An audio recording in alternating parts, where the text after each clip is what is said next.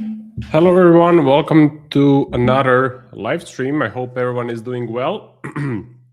So welcome to the FOMC meeting minutes, if I'm not mistaken. Let's take a look. Yes, FOMC meeting minutes. So will it be volatile? Will we get some crazy text out of it or some crazy movement out of it? I don't think so. It's the end of the year, 30th of December. We're wrapping things up. Most people are on holiday. Most of the big players, bankers, hedge fund managers, institutions, they have started to kind of be quiet. They have started to go on holiday. They have started to wind down their positions or just have less activity in the markets.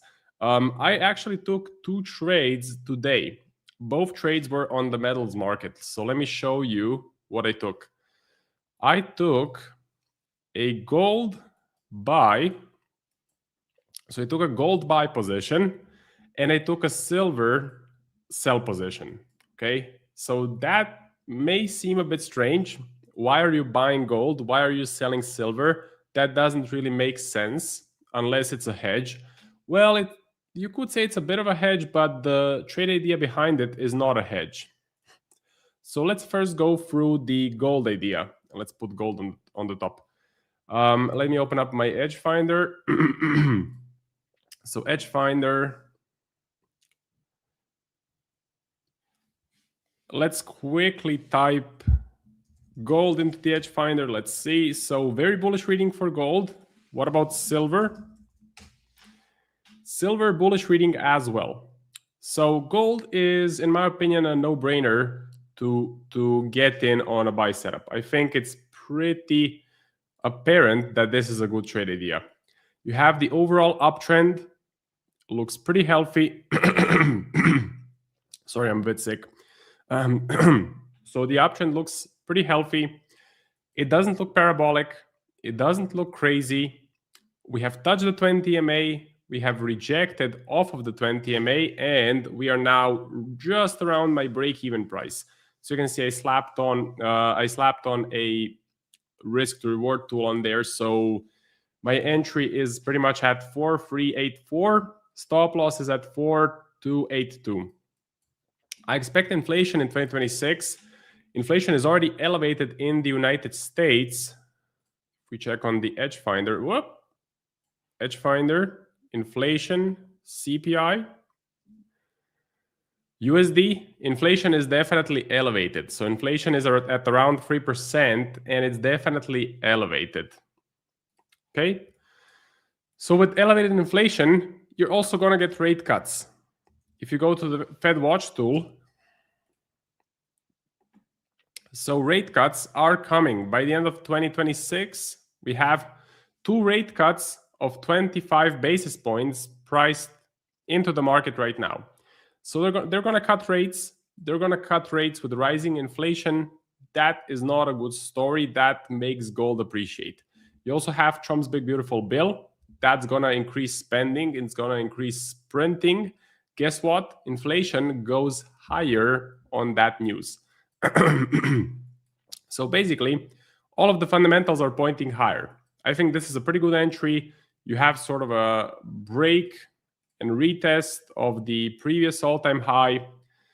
We have rejected this red candle, so this now current blue candle definitely looks to be rejecting that area. So there seems to be some buying pressure around the 20 MA, and I decided to get in. Now on silver, what is my thinking on silver? So we had a big sell-off this Monday, so this week on Monday. I think silver looks crazy. I think it looks parabolic. I think silver looks like Bitcoin in 2018 and Bitcoin in 2021. So pretty close to a sell-off, big pullback.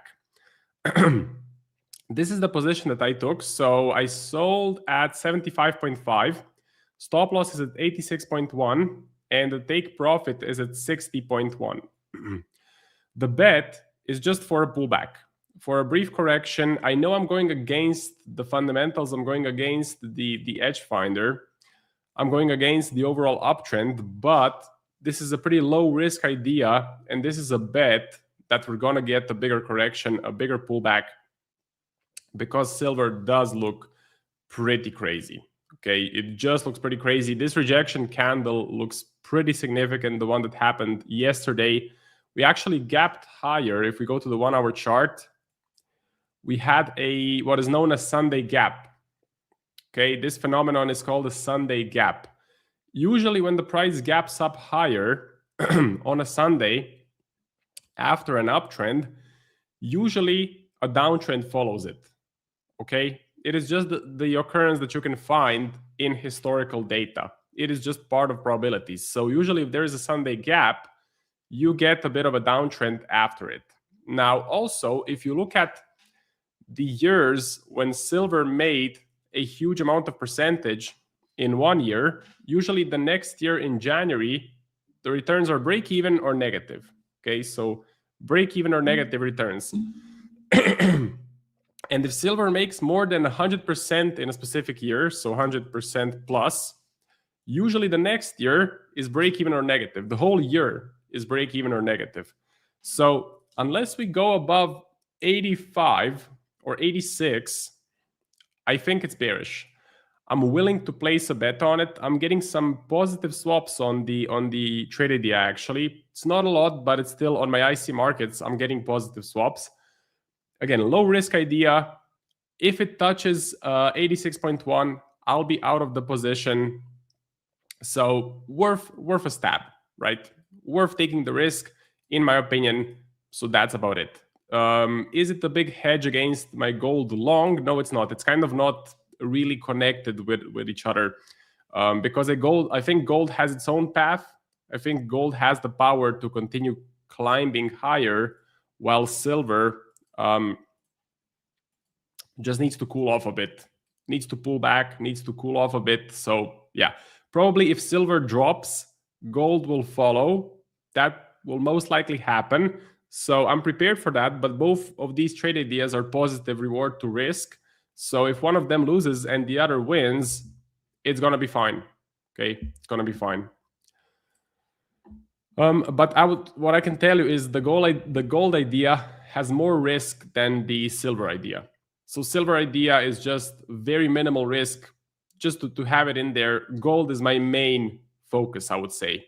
So my main bet is on gold appreciating higher. As far as my other trades go, so I have a buy on NZUSD, pulling back a bit. So the New Zealand dollar seems to be losing some value, unfortunately, but it is what it is. I'll keep trailing my position. Aussie dollar seems to be pretty strong, trying to break out higher. I'm pretty bullish on the Aussie. Most big banks like Barclays, JP Morgan, Citibank, most of them like the Australian dollar. Most of them are actually buying the Aussie dollar. So I have two, let's say, two plans for these positions. I'm going to trail my stop loss, and maybe I get taken out with a trailing stop loss, but I'll probably close these positions manually at around the 15th of January. Because one of the main ideas behind these positions was that the big banks, the big 12 banks, like these currencies, so they want to get in these currencies. And usually when they have an outlook for 2026, for the new year, and they list the specific currencies that they like, usually they get into these positions end of December, beginning of January, somewhere around or by the 15th of January. So these positions should make the most percentage until the 15th of January 2026. After that, I will most likely close these positions. All four of these trades were signals in the A1 Discord, by the way. So if you want to join the A1 Discord, get these trade signals, trade with me, Nick, Chris Pulver, Iwind, you can do so, and Alan as well. You can do so with my code Marco. Okay, so link is in the description of the stream. Use the code Marco and you'll get a pretty nice discount on the A1 Trading Discord. I highly urge you guys to join, and I will see you inside. continuing with the regularly scheduled program. Stock market, pretty quiet right now. Doesn't seem to be moving. NASDAQ, quiet as well. Platinum actually up on the day. Copper up on the day. Metals market, very interconnected, you know. So silver is green, gold is green, platinum is green, copper is green. Crypto, just nothing, I would say. Plus 1.8% is nothing on BTC. So it looks pretty flat in my opinion. I'm not touching crypto. I'm looking at the 100K level. And as long as we are below the 100K level, it's a crypto winter. I'm not going to be that interested. Okay, so that's just my view. Now, time for the comments. So, silver, is it a sell or is it a buy? Buy and sell both. Silver, is it a sell or a buy? Good idea. Marco, you're not Nick. So I'm replacing Nick for the whole of... Just a second. So just a quick second.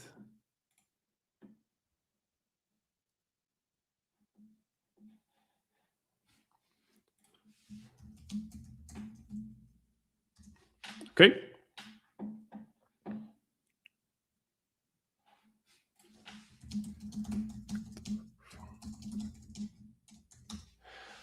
So silver, gold. Hey Joshua, I'm doing pretty well. Hope you're good as well. I'm gonna be replacing Nick for the whole of 2026. So get used to this phase. Just kidding. Nick is gonna be here for the meeting minutes. So Nick is usually on the stream for the main event. Today it's gonna be the FOMC meeting minutes. They're gonna be in 2 hours. So don't go anywhere because I think he will be streaming right through the meeting minutes. Good morning, Nick. Good morning, LMKYLE. Marco gonna shake out the over-leveraged participants. Yeah, I'm the one. So it's the big short on silver. Right there. Big short. As long as silver stays below 85 or 86, I'm bearish. I saw a lot of bubbles in the last 5 years of trading.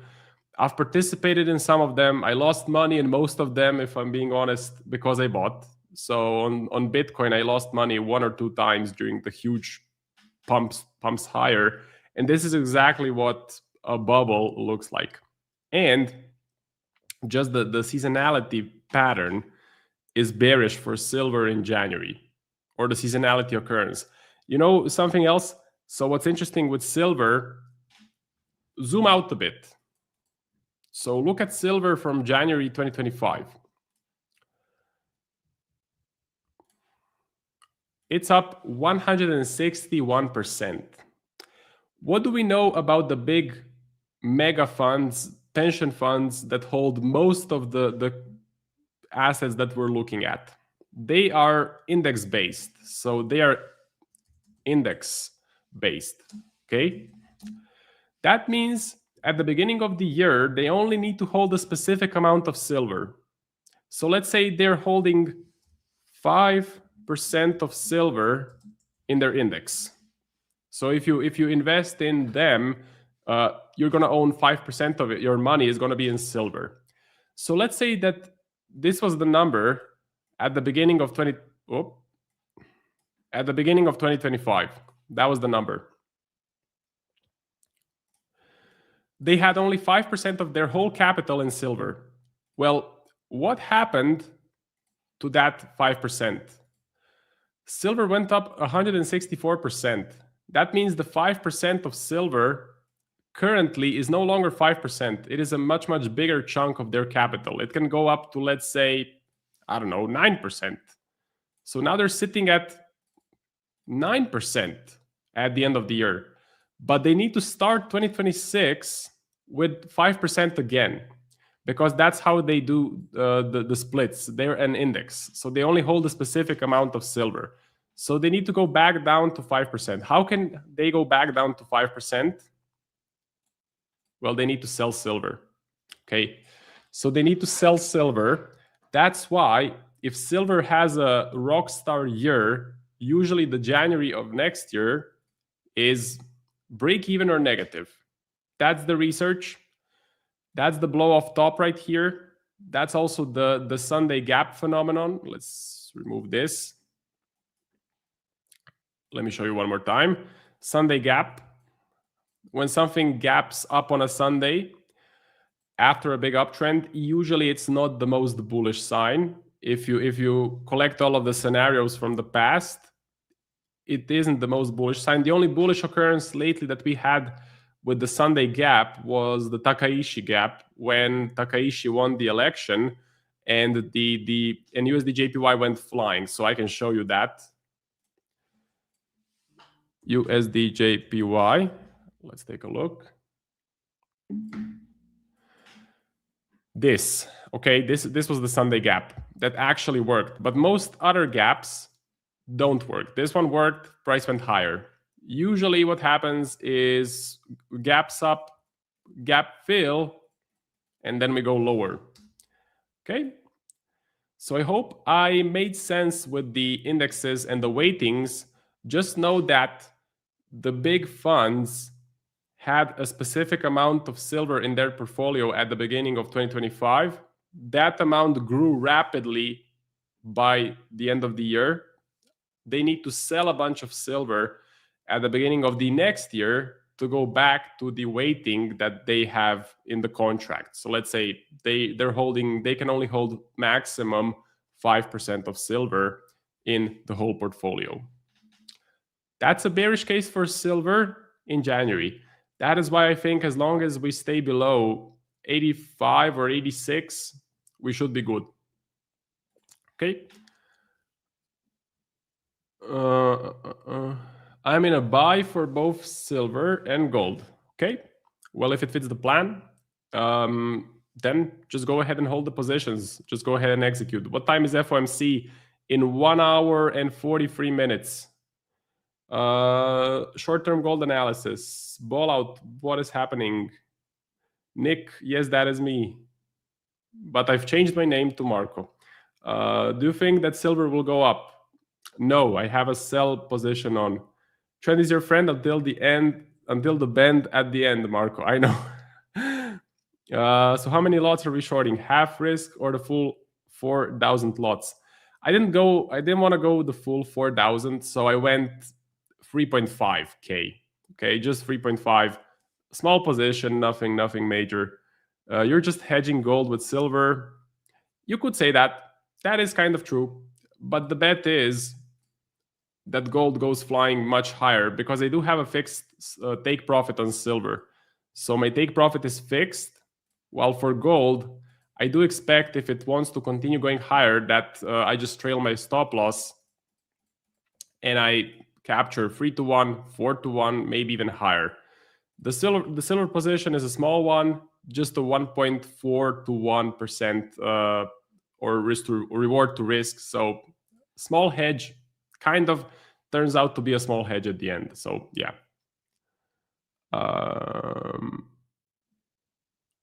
Both of them could go into profit. Could happen. You never know. But they are very correlated when there's a massive sell-off. Marco, A1 takeover, yes, coming in 2026.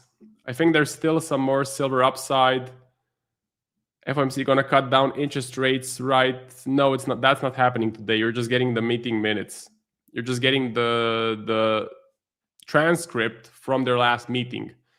It's not that impactful, especially now at the end of the year. I don't think it's gonna move the markets much. But you never know. The one for the Australian central bank actually moved the markets quite a lot, AUD USD. I think the meeting minutes happened, RBA meeting minutes, they happened on the 23rd of December, and it was a pretty hawkish event. Aussie really appreciated higher after that event. So you never know. You can get something that no one expects and then a massive move in the markets. I do want to take this time to mention the sponsor of today's video, which is going to be DNA Funded. So if you guys are looking to expand your trading capital, DNA Funded is definitely one of the best options. What is really good about it, it's a reliable prop firm ran by professionals. There's a big broker behind it, so it's not a kid in a basement, as I usually say. And the pricing is really good compared to other reliable companies. So A1 Live gets you 25% off any DNA funded challenge. Okay, so A1 Live, 25% off any DNA funded challenge. This is my personal 50K account, currently in drawdown, unfortunately, but I'm aiming for a payout, trying to get a payout, and this account is purely traded by ChatGPT. So ChatGPT passed phase 1, passed phase 2, and now we are on to the funded stage. Okay, so currently have 2 trades open. Both trades are in the red, but I'm gonna let it run, see what happens. DNA Funded, check it out. Great firm, great company. Link is in the description of the stream, or you can find the link in the chat as well. Gold, Tornier, hello, welcome.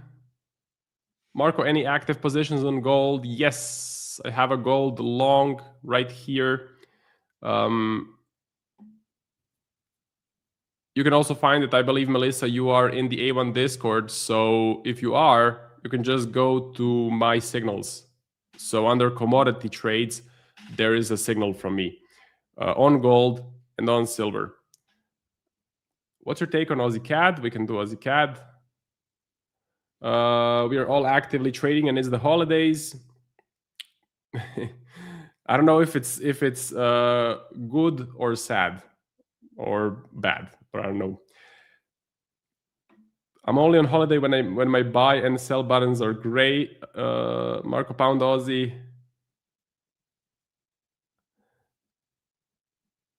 You and Nick use the same swing strategy in daily and 4-hour time frame. Pretty much. We're going to take some pretty similar positions. Like Nick pretty much took this same position at a better entry. So if you followed Nick's signal, you would be in gold at a better entry. So I thought, should I give out the signal or just keep it quiet? But since it doesn't make sense if I tell you I'm in gold, but it didn't give a signal. So I just thought I'm going to post the signal nevertheless. But if you have been following my streams for a while, you would know that this is exactly what I was waiting for. So I like the pullback. I like the uptrend. Edge Finder is bullish. Pullback to the 20 MA.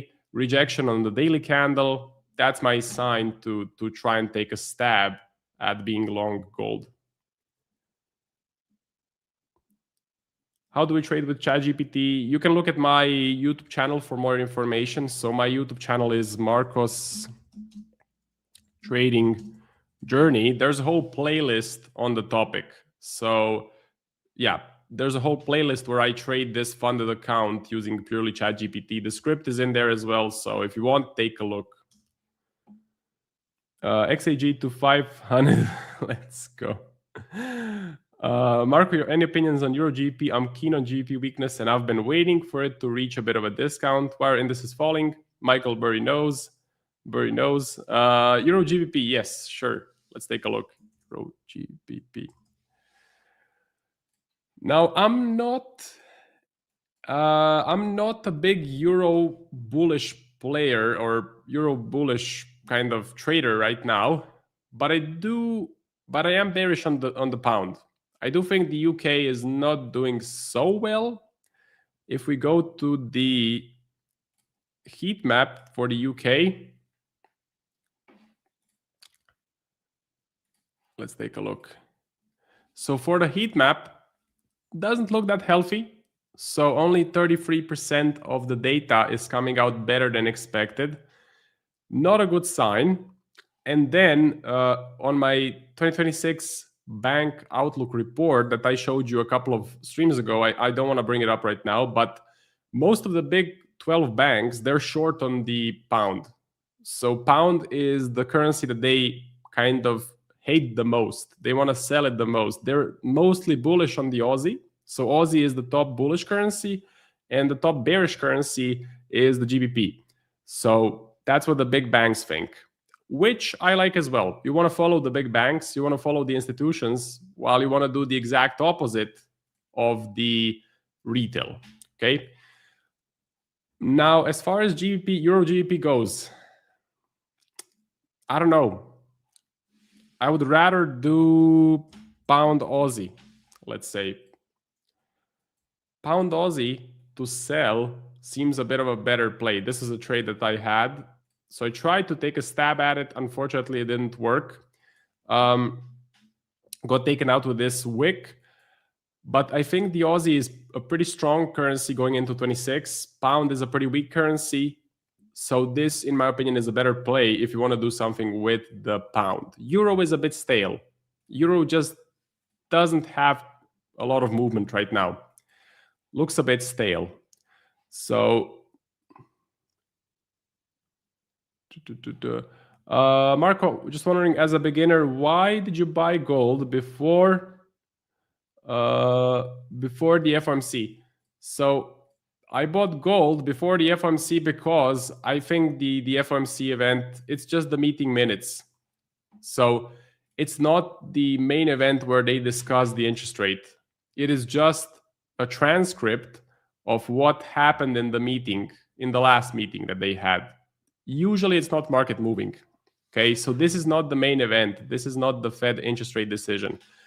Usually it's not market moving. Usually there's not a lot of volatility. My stop loss is pretty big. I'm not expecting volatility, and I think I'm pretty safe. So the main reason is that this event is gonna be, in my opinion, a nothing burger. Okay. So now I saw some currencies before, so let me just look at some currencies. Aussie CAD. Oanda, flat. It looks super flat. Let me see the top setups.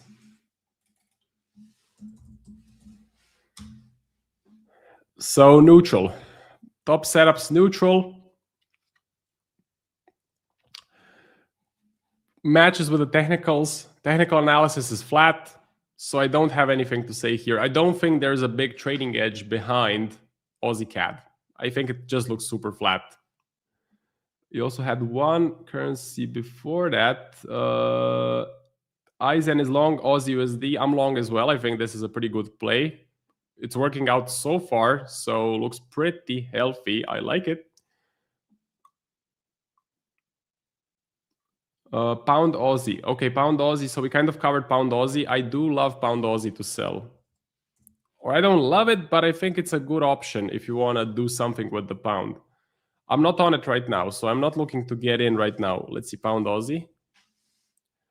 Bearish reading, so that's good.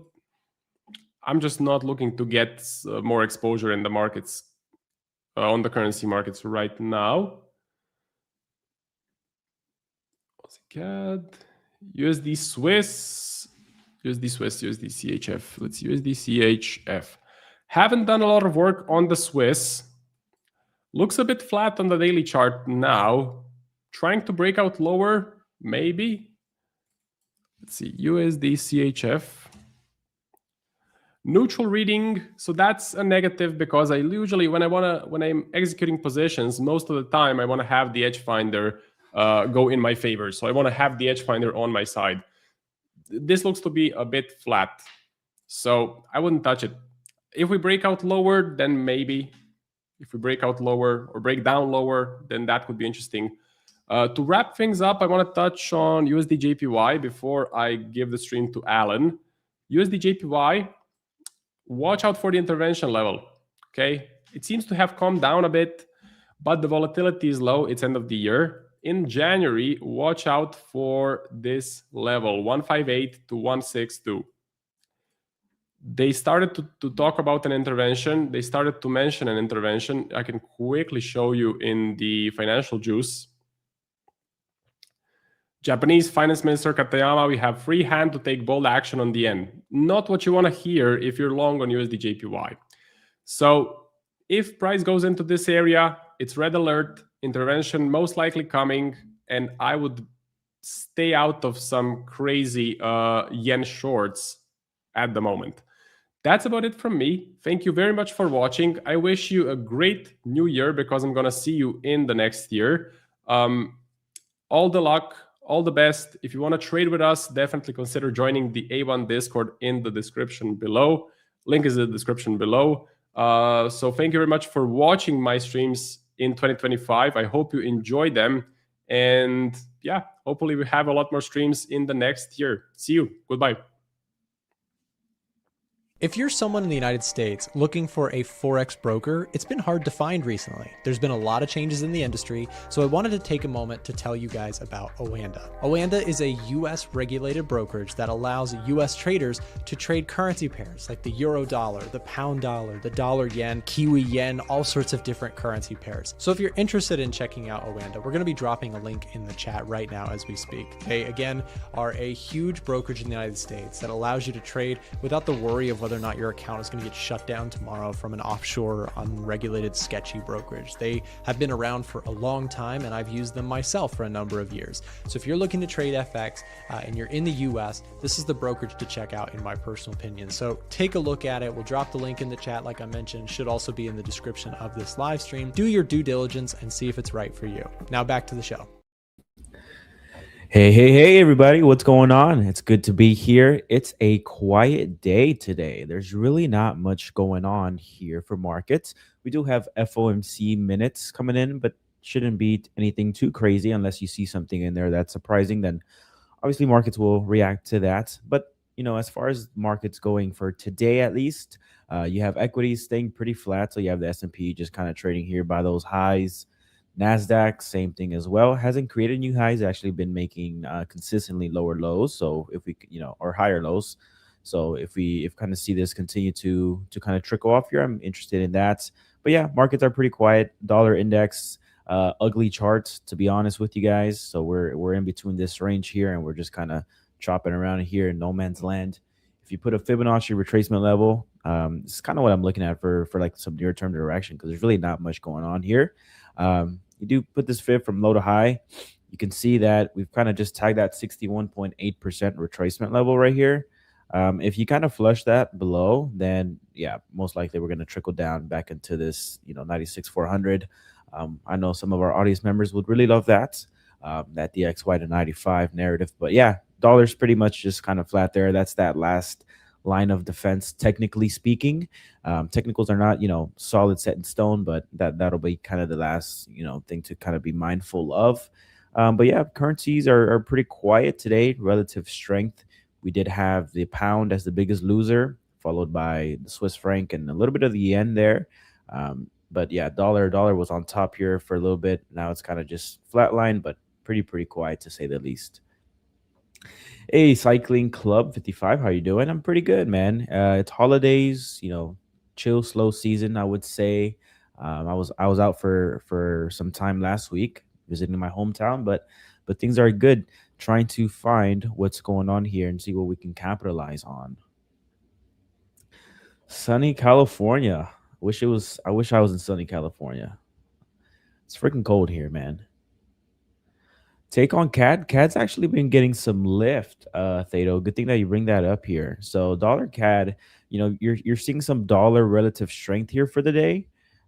Picked up right here and labeled in orange, but CAD's actually doing pretty well. So all the dollar crosses where the dollar is the base currency, they're all in the green besides that dollar CAD here. So dollar CAD's actually kind of getting a lift off here. Yeah, super interesting. Technically speaking, not the biggest fan. I've talked about this before, but this is my technical chart. If you're just looking at dollar CAD here on a weekly time frame, this horizontal level that we have marked up here, 1, 2, 3, 4, 5, that we just rejected it as straight resistance.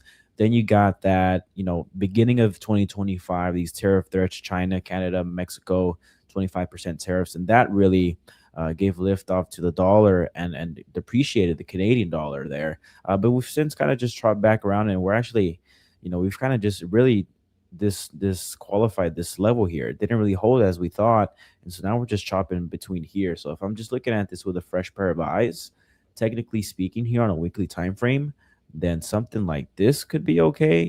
Just kind of referencing, this, but again, it's kind of hard to tell. So perhaps we do get a little bit of a trickle down here lower, and then you could, buy that or sell that, or however you want to play it. However the fundamentals are playing out at that time, if we do get there, then that'd be a good time to kind of reevaluate and see what's going on there. uh,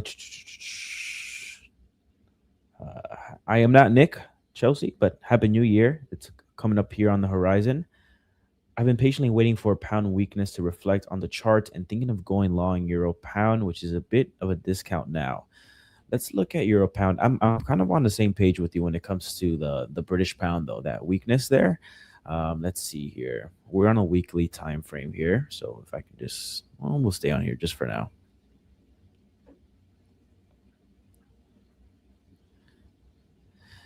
Yeah, I mean, I perhaps, technicals are very much a discretionary thing.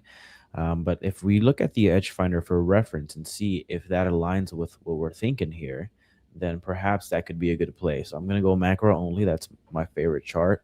We're going to include the minors, actually do minors only to clean it up a bit.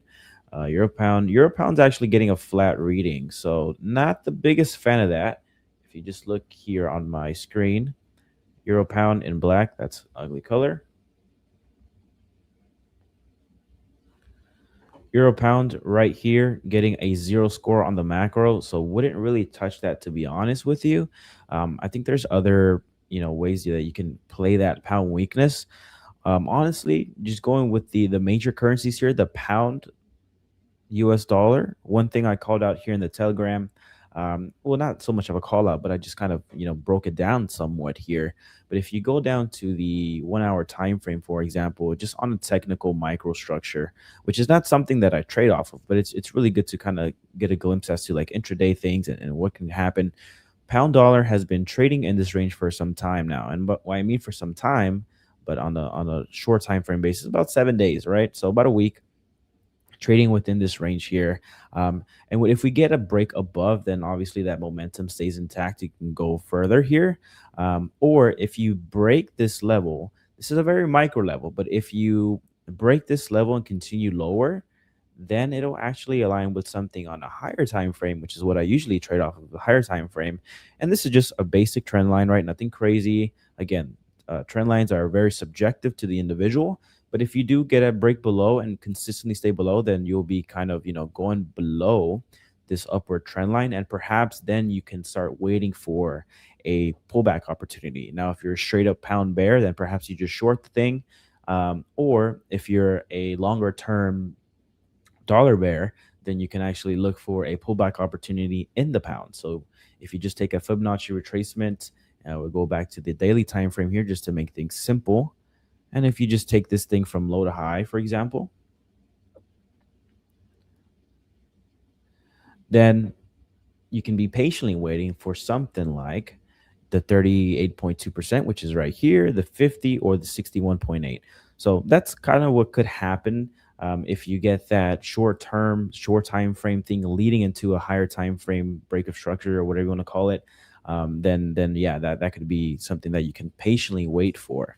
And depending on what side of the coin you are, right? If you're just straight up short pound, then you can actively short it if that were to happen. Or if you're just playing the long game as far as dollar bearishness, then you just wait to pick up the pound at a relatively discounted level. What's your view on euro US dollar, joining with a dollar weaken or strengthen? So Alvin, as I mentioned, dollar's in a tricky spot here. And when you look at the euro dollar or the dollar index, for example, it's predominantly, the basket is like 50%, 60% of the euro dollar there. So dollar's actually pretty weirdly here. If you were tuning in, I'll break it down real briefly here. Fibonacci from low to high, dollar index tagged that 61.8% retracement level. That'll be my last line of defense, short term, very short term thinking. If you break that, then you can just revisit that 96.5 and we're still going to be within the range. But as far as the euro dollar and a lot of the major currency crosses, we're kind of at this weird standpoint where you're on this upward trend line here. So euro dollar here, we've kind of breaking below it here. I would wait for a more definitive kind of look lower. But that's the case on the euro dollar, Aussie dollar as well. You're kind of on this trend line here. So I kind of set these up before the stream just to kind of make things quick here. But Aussie dollar, same thing, right? If you go to the daily time frame, we've had a good run up here. So if you were to break this thing, stay below, well below, then obviously this uptrend, it could be disrupted. Now you have to also consider the fundamentals, right? So that'd be something to look out for. But remember, this zone here was that pullback opportunity when you were getting that hawkish RBA. So perhaps we retrace this whole move, and then this can become a level of support like this. Perhaps this becomes a very, very definitive long-term area of support. So we'll see how that plays out. Same thing with the pound, as I just discussed, that upward trend line here waiting to be broken or staying above it. New Zealand dollar, same thing as well, right? If we just look at this on the daily time frame, go down to the 4-hour, same thing. So you're seeing this consistent pattern across all the major currency pairs, alongside with a dollar that's also on that 61.8 retracement level. So it's just a matter of seeing what happens. We do have super low volatility. Perhaps something happens in FOMC minutes that kind of gives some clarity as to the rate cut story for the dollar. Perhaps some members were on the fence, or more were on the fence than we thought, and that'll really cause some movement. But most likely that's not going to happen. So dollar yen as well. I discussed this earlier today in the Telegram, but we do have Japanese 10-year yields. They did break out past 2% here. So you're getting into that intervention territory where you can actually get an actual intervention from the Bank of Japan, or verbal comments that could hint at a upcoming intervention. So one of the tricky things for playing dollar yen. Now, as far as zones to be mindful of for a dollar yen, if you're long dollar yen, I would look at something like this. So that 58 handle that Marco was talking about, or even up to the 160s here, 162, if we ever get that far, that would be something that you have to be mindful of. But yeah, it seems like we may go ahead and test that right in the very short term. But once you do get into those levels, then you do have to be very mindful, because those interventions, they're not announced or anything like that. They just kind of come randomly. So you just have to be careful for that. New Zealand US dollar, yeah, Eisen, I went ahead and covered that one here. That technical structure just on this trend line here, if we break below, and it is at this level here that hasn't really passed above, so perhaps we can get a little bit of a flush lower, very short term. From 1 to 10, how likely is that the gold goes higher than 4.4? I really couldn't tell you, man. I wish I did. I always say, like, if I wish I knew what was happening, then I'd be on a beach. But gold did have, it broke those highs, continued higher. Now it's kind of retracing a bit. So don't really know. There's a lot of variables for gold. I think if the rate cut story continues for the dollar, then gold will continue to naturally just drift higher. But if something disrupted, if you get, some tension in the Middle East or anything like that, or less tension in the Middle East, then gold can definitely fall off as safe haven demand becomes less appealing. Hey, Joshua, I'm doing pretty good. Pretty good. I have a nice cup of coffee, man. I had this new flavor. It's called what is it? It's like white coconut or something like that from Nespresso machine. And it's pretty good, man. I just transitioned into drinking black coffee. And you can actually start to taste the flavors of the coffee. So I've been loving that. I've been addicted, and perhaps the addiction will catch up to me soon, but I'm loving it for now. I'm enjoying it. Long AUD USD on the 1-hour chart. Let's go ahead and see. I'm just curious. I mean, maybe if you bought right here. I'm not too sure how to play that though. So how to play gold? I see this comment pretty often here. So how I would play gold, right? I'm not in gold, and gold is pretty elevated now. So entering at these levels, there's a lot of downside risk to that. But gold is one of those assets that, it's limited in supply, has a lot of use cases. It's very appealing during certain times. So it's one of those things that naturally drifts higher. Now it has drifted higher for some time, and the run up has been pretty aggressive here. So if I'm a long-term trader, then I would just wait for a pullback of something like this. Perhaps we get, this would be one entry point here, maybe one way over here, right? Now these levels are very far off, but I have the time horizon to wait for that and hold for that. But if I'm actively trading gold, that's one of those things that it's really hard to play, right? Because gold, like I said earlier, it kind of naturally drifts up there. So if you're shorting gold on an asset that naturally drifts up, you can get caught in these moves. I remember actually, everyone was freaking out when gold hit 4,000. So gold hit like 4,000 right here, right? Let's say, and a lot of the reasoning is that you see in the retail community specifically is like those psychological levels. So a lot of people think that those round numbers mean something, and sometimes they do, or sometimes they don't. It kind of just depends on what you think and your chance, confirmation bias, right? But 4,000 was a level. Everyone, retail crowd, was like, it's gonna crash here. That was the top, whatever. And then you had this very brief 1 day pullback, and then it just rips higher. So imagine you're in there all in on this level, and it just rips higher. And that's been consistent throughout, right? When you get these gold runs here, people just start shorting, and it can just go without you, and it'll eventually wipe you out. So for gold, I wouldn't short it. I would only play for long-term, buy setups. Have you tried having your coffee with a pinch of salt? I have not. But I put salt on a lot of things, so I might have to try that, Joshua. And if I do and I like it, I will definitely notify you. Yeah, black coffee all the way. Yeah, I just matured, guys. I just matured and I just transitioned. I used to put like sugar and creamer in there, and it would dilute the whole flavor, so every coffee tasted the same no matter what was in it. But uh, as I've transitioned into black coffee, you can actually taste like the underlying flavors, and it's pretty good. But we're not trading coffee, okay? We're not talking coffee. Do you have any active trades? There's not really any active trades. So there's one position. It's a contrarian one. I do believe that the dollar short is an overcrowded idea here. So I have a campaign going, and what it is long dollar Swiss for a multitude of reasons. So I'm in drawdown. So I entered here. Now, I was going to enter here as well.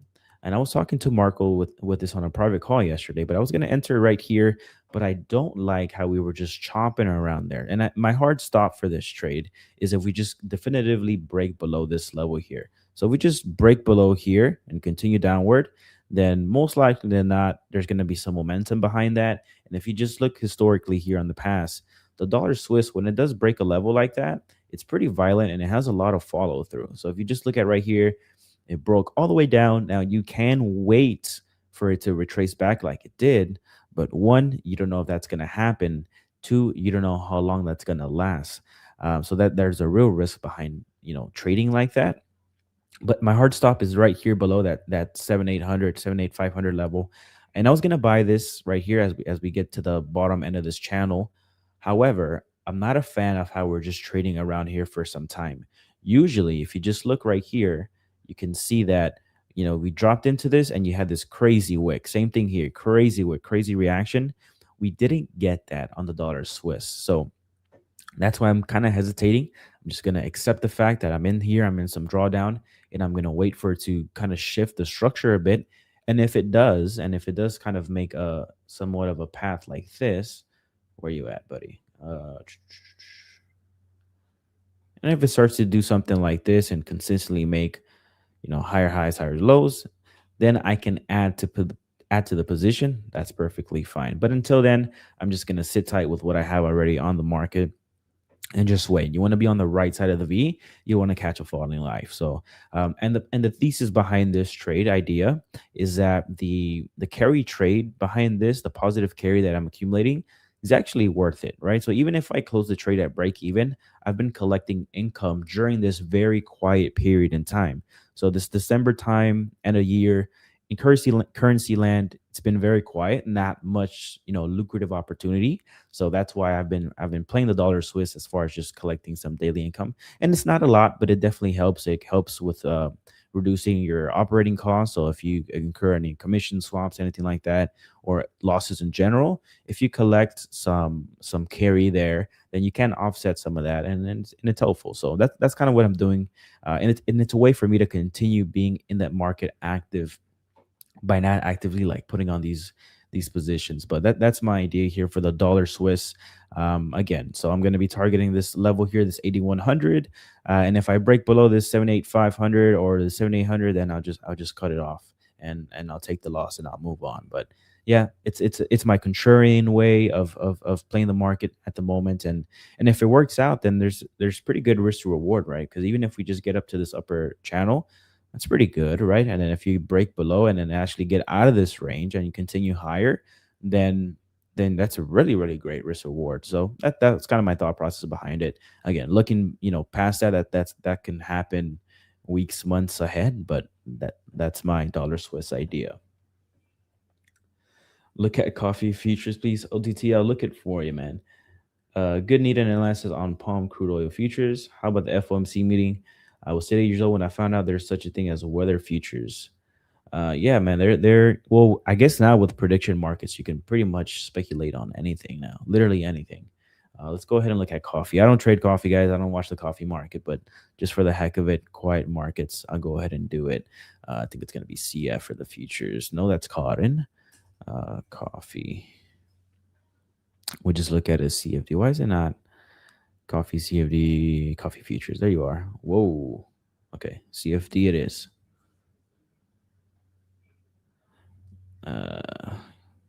Coffee's, I mean, I don't know, guys. You tell me. You tell me what I should do, and I'll do it. Dow Jones buys, gold analysis. There's an everything futures, Dow Jones buys. Where did you get that currency strength chart? There's a ton of them out there. You just look up currency strength index on Google. I use this one, currency-strength.com/en. I think the actual website is like Japanese or something, but you can translate it to English. I like it. But there's Baby Pips has one. A lot of people have them.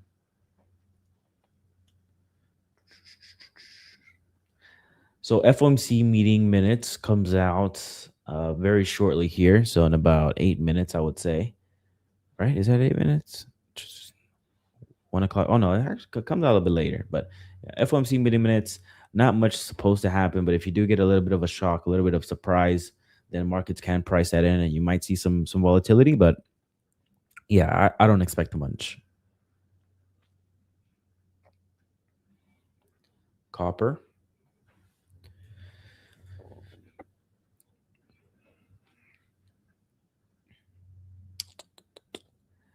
I remember copper had this candle.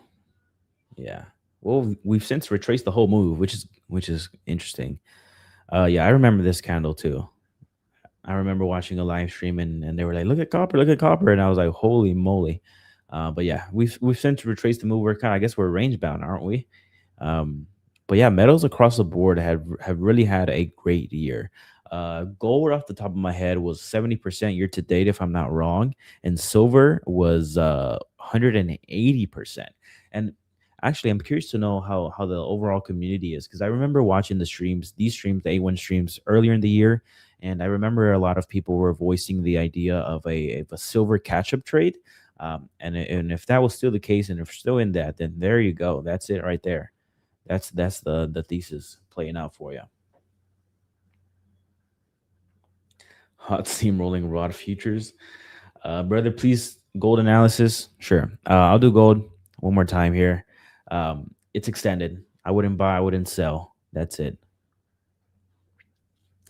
This is one of the assets that just trickles up over time. So shorting it is a no for me at all times.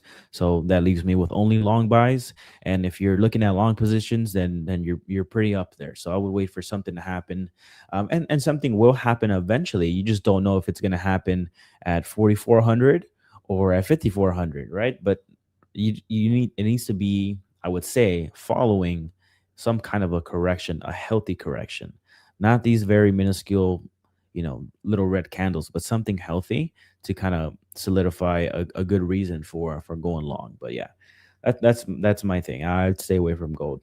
If you're in it, great. If you're not, then you just have to sit out and look for something else. Actually, I was going to show this as well on the Edge Finder. You have I had the page here not too long ago, the Eagle Surprise Meter. I just had you. There you go. The gentleman that was voicing that pound bearishness here, for short-term traders, this is a really good tool. It gives you like the, what current assets are performing on their data surprises. So let's say you have an for the US, you have your NFP and it's consistently missing expectations, then this needle will kind of move to the left here, going into that red territory. So this is basically every single major economy, and are they beating expectations or missing expectations? And you have pound here at 33% missing. So, or 33% in the bad here. So euro also 217. That's a pretty low reading. So something to mention and look out for if you do see that technical breakdown in those major currency pairs that I was discussing earlier, alongside with something like this, a tool like this that kind of shows or backs that up.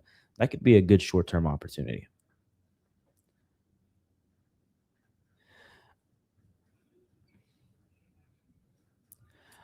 First time seeing you on stream, and I'm loving your chart and levels. Thank you, Israel.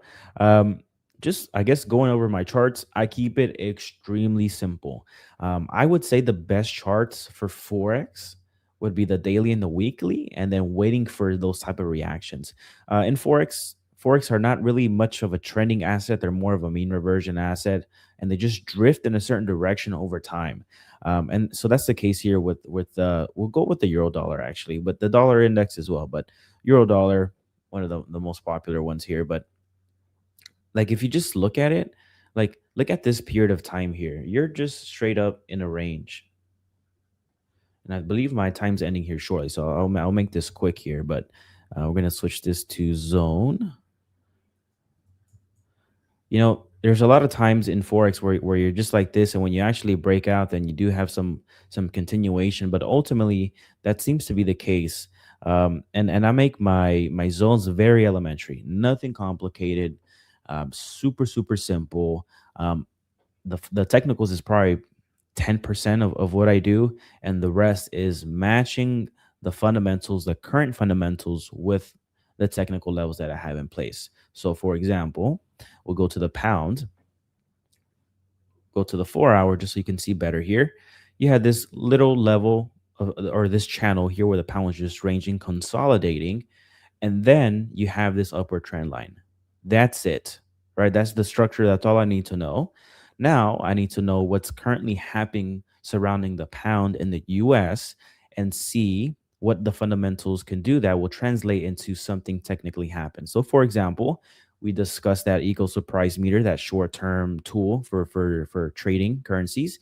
Pound's doing pretty bad, right? 33%. The needles to the left in the red. That means that they're missing most of their data expectations. So that alone, so if you were to see a break below this and continuation, in the back of your mind that the pound's already struggling fundamentally, and perhaps that can give some positive direction there for your trade.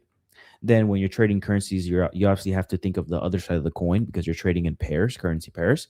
So then you would look at the US and see, well, what's the US doing, right? Let's say inflation is still high in the US. The jobs market's doing pretty well, so the Fed doesn't have to cut as much, things like that. Well, that also adds to that short pound trade. And that's it, right? You just find a technical level and then find out what's going on fundamentally. If the fundamental landscape is in favor of what you're thinking that could happen technically or whatever, then that's how I trade currencies. Super simple.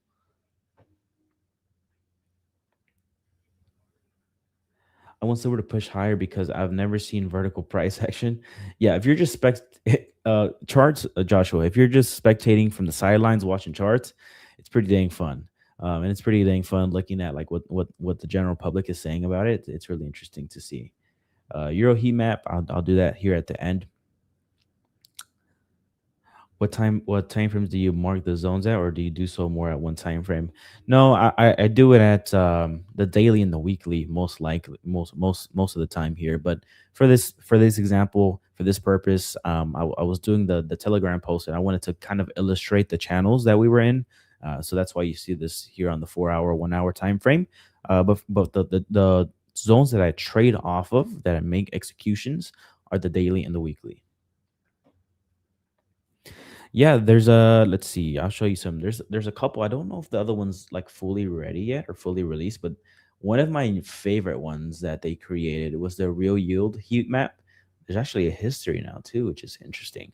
But it basically tells you long term which currency or which economy is holding the highest real yield.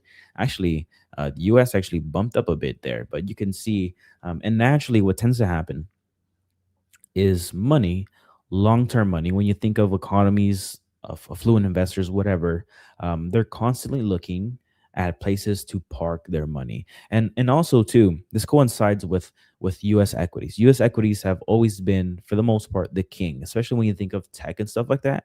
So when you have foreign investors, one, they want to be in the currency that's pretty strong. So the USD, if you see here at the top of the list, it already has that check mark.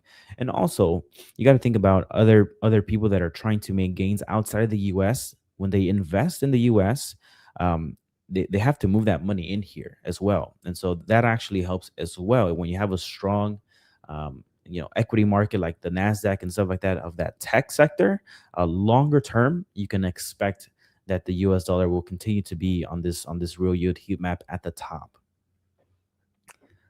Can you explain scenario backtest? Alan, can you explain the scenario backtest?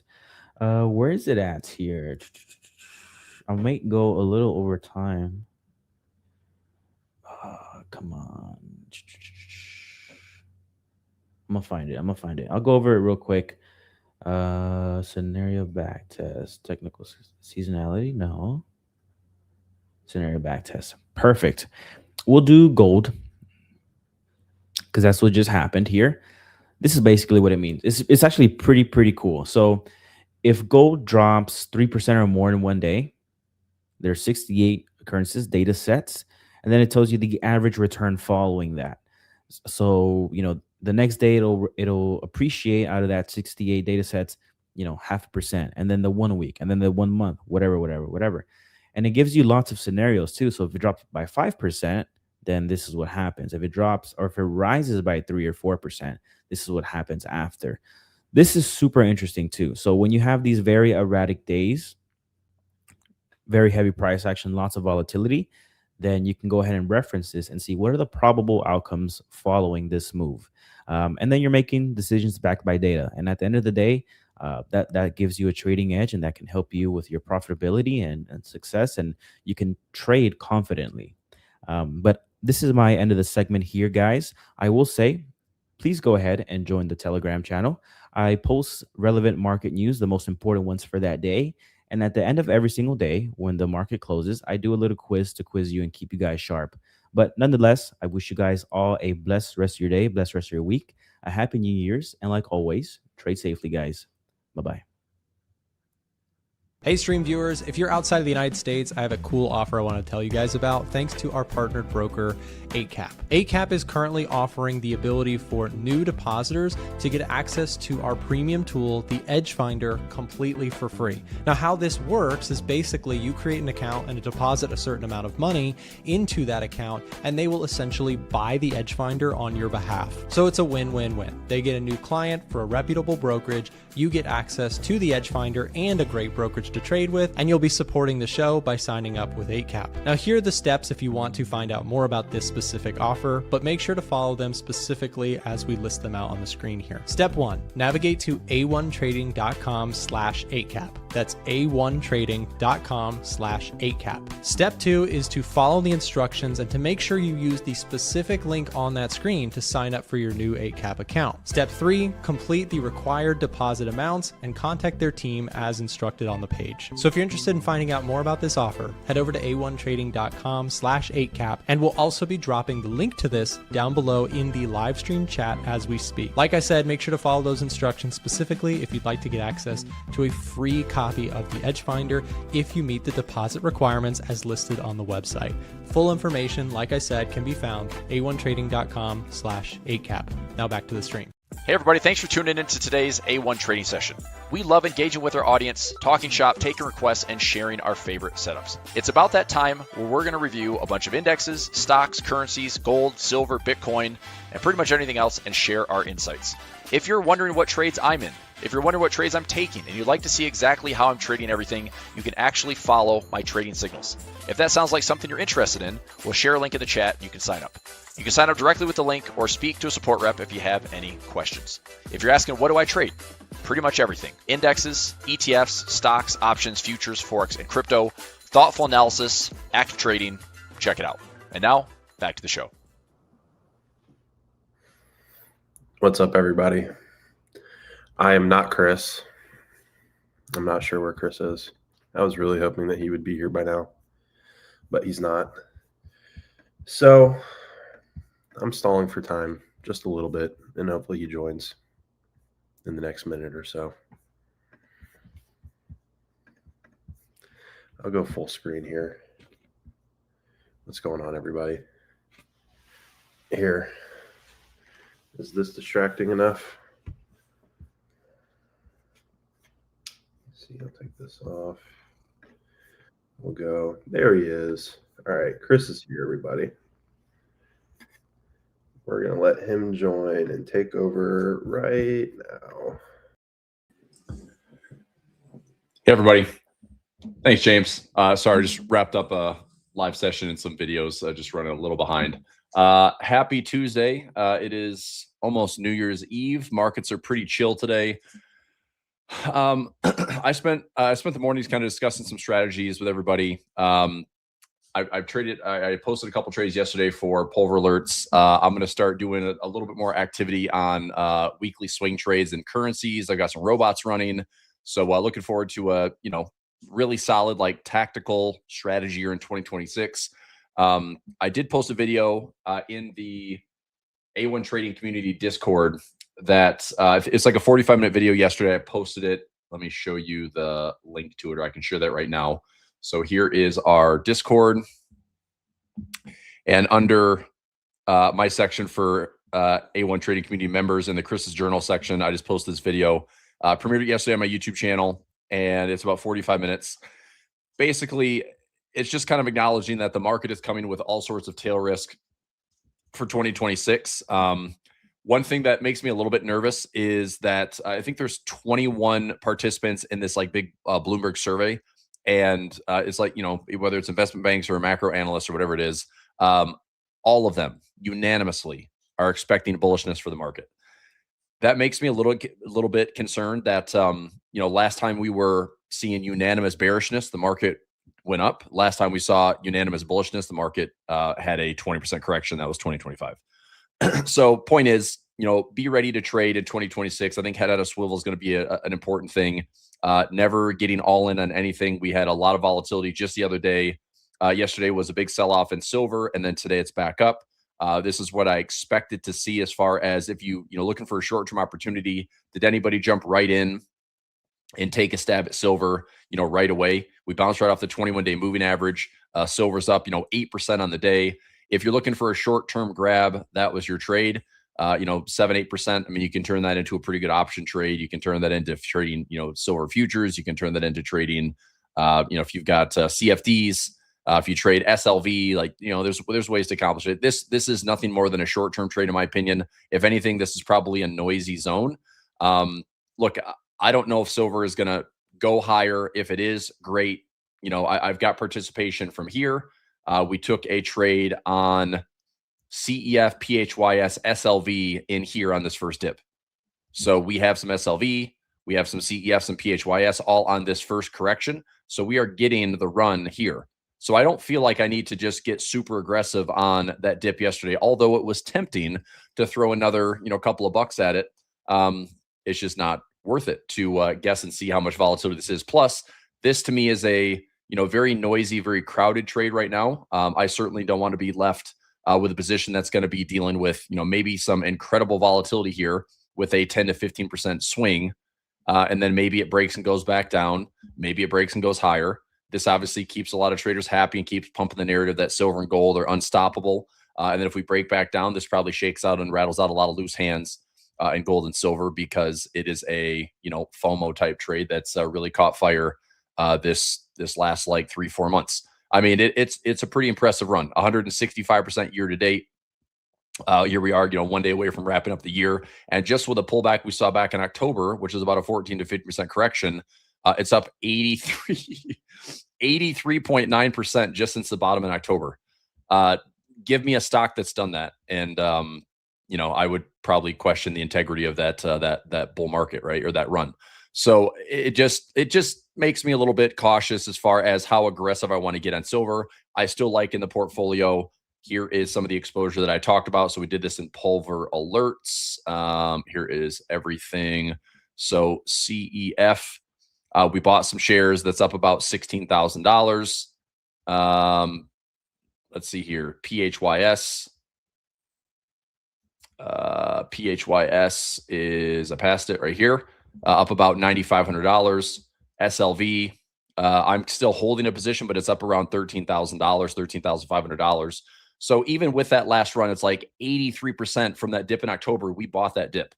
We're benefiting from that in a nice chunk. Year-to-date profits, you can see here, $113,000. I protected a decent amount of profit in silver. It was one of my larger allocations in 2025, but I'd carried that over for the last couple of years. I've been participating pretty heavily in silver since 2022.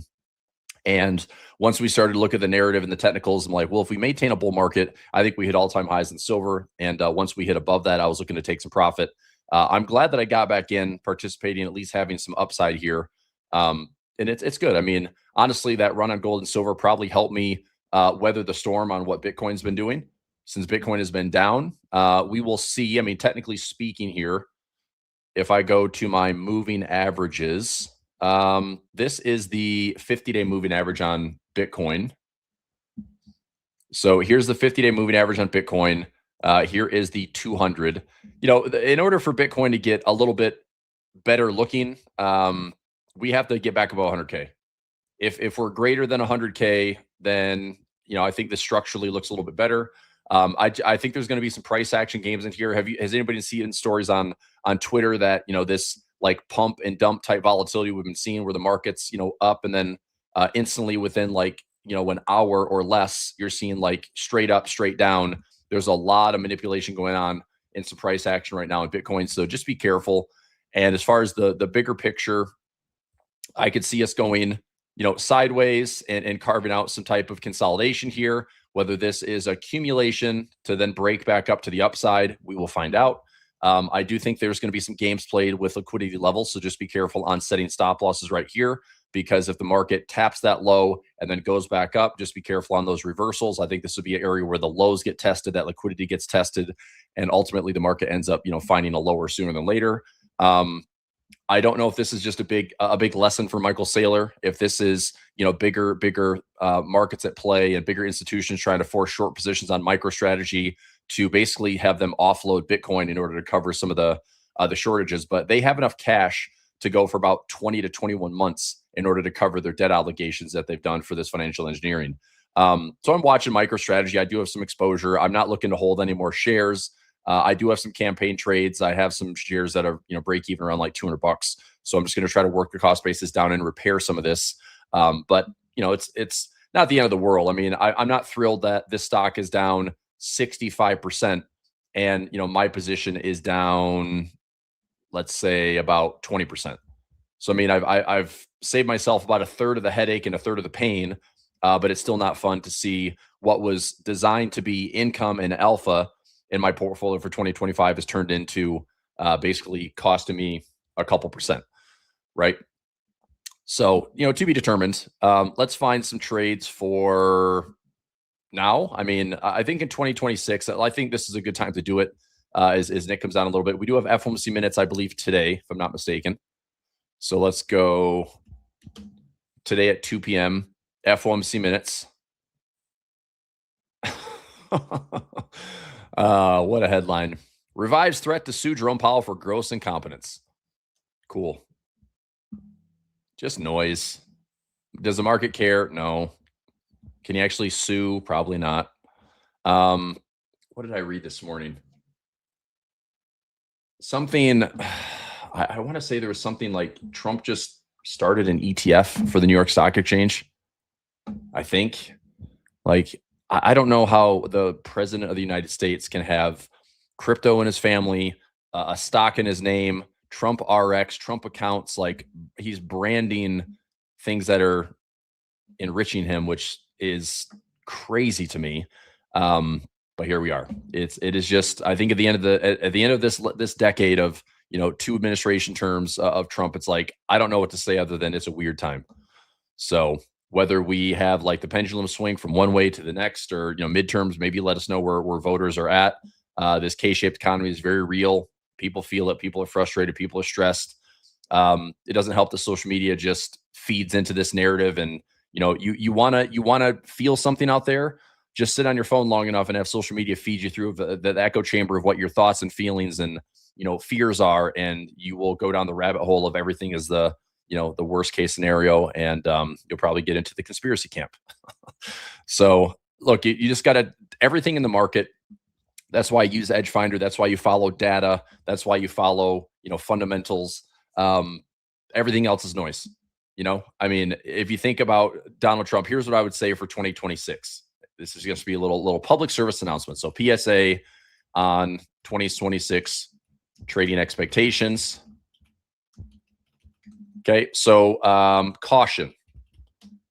We have Bloomberg surveys showing 100% conviction of bullish market. Okay, average 9%. This would be, 3 of the best performing S&P years ever. And the last time, or the last stretch, was 2000. Let's say the S&P bottom in 2009, where we went from 2009, 10, 11, 12. It was a pretty nice, like, solid 3-year run. Could we have a 4th year? Sure. But, 4 years in a row can be difficult, and certainly low probability of 4 years at 10 to 20% gains. So I think that's what we have to just set expectations on, is it's going to be very challenging for the market at these valuations to have another 15 to 20% year index wise. Now, individual stocks will be one thing. Everyone says that they're great stock pickers, and maybe they are.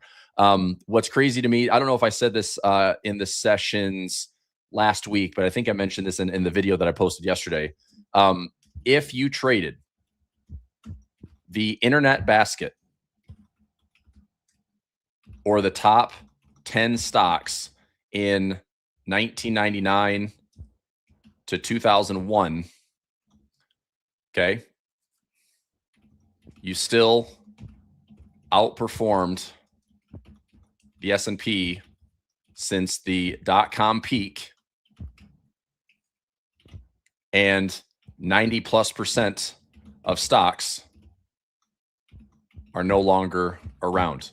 Like, what was considered like I don't even know if it was like 10 stocks or 20 stocks or 50 stocks or 100 stocks. I don't really care. But the internet basket, whatever that looked like in late 1990s or 2000s, a lot of those stocks are gone. A lot of those stocks are bankrupt. And that's thanks to the dot-com bubble, right?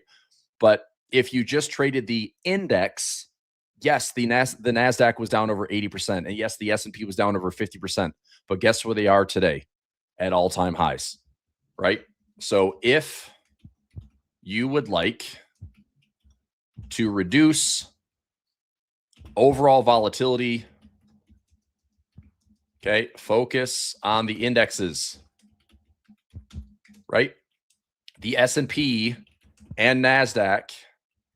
So the SPY, the QQQ, the SPX, the NDX, they will keep winners and cut losers with, quarterly or annual rebalancing. I get it that the high concentration is a problem. I don't think that we can have, for a long period of time, we can't have 10 stocks control the entire market. And everyone that is in this market, everyone that's participating in 401k flows, it's all going to ETFs that are still feeding Mag 7 and still feeding the S&P, right? But at the same token, remember that Warren Buffett had up to a 40% position in the SPY. Ray Dalio had up to a 35 to 40% position in the SPY. We're talking like $50 to $100 billion funds that have 20 to 30% of their allocations in the freaking SPY. So it's been working, right? But I think that trading around it, if you have a core position in it, that's great. But trading around it to either one, lower your cost basis, two, generate income, or three, protect yourself to any type of downside events, that's one thing I would say we have to know how to do that going into the next few years. I think that, active traders, active managers, active risk managers are going to have the opportunity to do better than just a passive investor. Okay, so let me get on the thought train here. So 100% conviction of bullish markets. I'm not saying that that's like super contrarian. I just think that if we're only looking at a single digit return, how do we get 9%? Probably with the 15 to 20% drawdown, and then we finish the year positive. So whether we go up far enough in the first half of the year and then give some of it back, okay, or we drop first and then rally to recover. That's what we would see as far as like maybe a gain for the year. Okay. 3 years, the bet from FC. I mean, this is one of the hottest stretches we've had in a while. We've had an amazing, we as traders for the last 5 years, 10 years, even 25 years. I mean, yes, the dot-com bubble. Yes, the lost decade of 2000 to 2008, 2009. I mean, we had those crises that took, the dot-com bubble, the NASDAQ took 13 years to reclaim highs, right? The 2008 crisis, the market took 3 to 4 years to reclaim highs. That's a lost decade. If we do that again, that's going to be frustrating, but there's ways to trade it. And, am I prepared for 20 to 30% corrections? Sure. Am I trading them to try to profit from them? Not necessarily. I did this last week. I looked at hedges on VIX, which I have a position out to April. The longest I can go out on the VIX right now is September. So if I go VIX and I just want to buy VIX calls, this is pure gains to the upside. It's pretty expensive. If I buy the VIX right now, we're at like 14. It's going to cost me $800. Okay. Now $800 is uncovered. So if we go from, 14, let's say this happens in the next, let's say this happens by March. Well, I've got plenty of time in this trade. But if I'm going out 259 days, realistically, I want this to be something that, I need the VIX to go over $22 in order for me to make money on the trade. But if I have time in the trade, if we have an event in March or April and the market's down 5 or 10%, I can probably turn, an $800 trade into, I would hope, $400 to $500 of a profit, maybe even a 1-to-1 where I risk 800 to make 800. That's just going to help offset some losses. But realistically, what I looked at to make it even cheaper would be if I go out to something like futures wouldn't be terrible. And let's say that by the end of 2026, so let's go to futures. Let's go to the end of 2026. So let's go December 31st, 2026. If the market is down, let's say 5%. So let's go to a futures feed. I'll take a screenshot of this and kind of keep this thought process running. It's on MSTR. So I don't want to lose this train of thought. We'll come back to that in a moment. Let's go ES. Okay, current price is 69.51. Let's go down. Let's go down 6%. So if the market is down 6% for the year, 65.30. Okay, 65.30. I can go 65.50 by 6,500. This costs me $550. Pays me about 4-to-1. And if the market is down, that's a pretty cheap hedge, right? So if I'm trading S&P, if I'm trading SPY or SPX, I typically use futures for either short-term trading or hedging. And this would be a way for $550. It's controlled risk. If the market's down over 6% to close out the year, I'm going to turn another profit here of about $2,000, which is not too shabby. It's not terribly expensive. If I increase my spread here, I can get about a 4-to-1. I risk 1,000 to make 4,000 if price is down over 5 or 6%. This is a little bit tighter, cost effective. So this is what I would consider is if I wanted to put on full year hedges of maybe 1 to 2%, I would consider doing something like this, where if we did, if the market is down 5% or lower, this one pays about 4-to-1. Okay. Let's say I went down to a 10% level and this one maybe pays 5-1. And then maybe like, nasty stuff would be if I went down, black swan type event, if we're down over 20% for the year, again, that's going to be terribly difficult to time.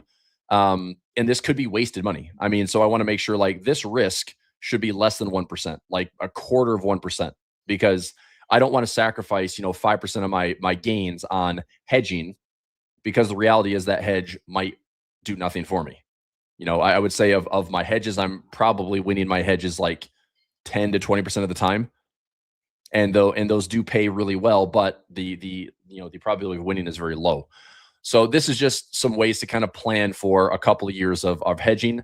I wouldn't mind doing like a December of 2026, or, call it what it is. We say that we kind of survive the year of 2026, and maybe in 2027, maybe that's the time for the market to make a big turn. I should look historically before I, place trades like this, look historically to see like what the third year is.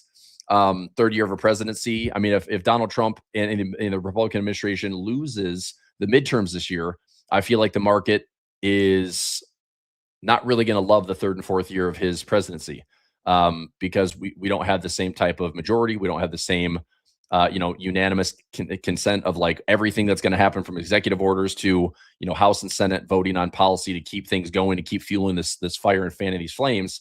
It might be a very different story if they lose the election and it swings to Democratic majority. I don't know if it's going to be Democratic majority. That'd have to be a lot of people showing up to vote.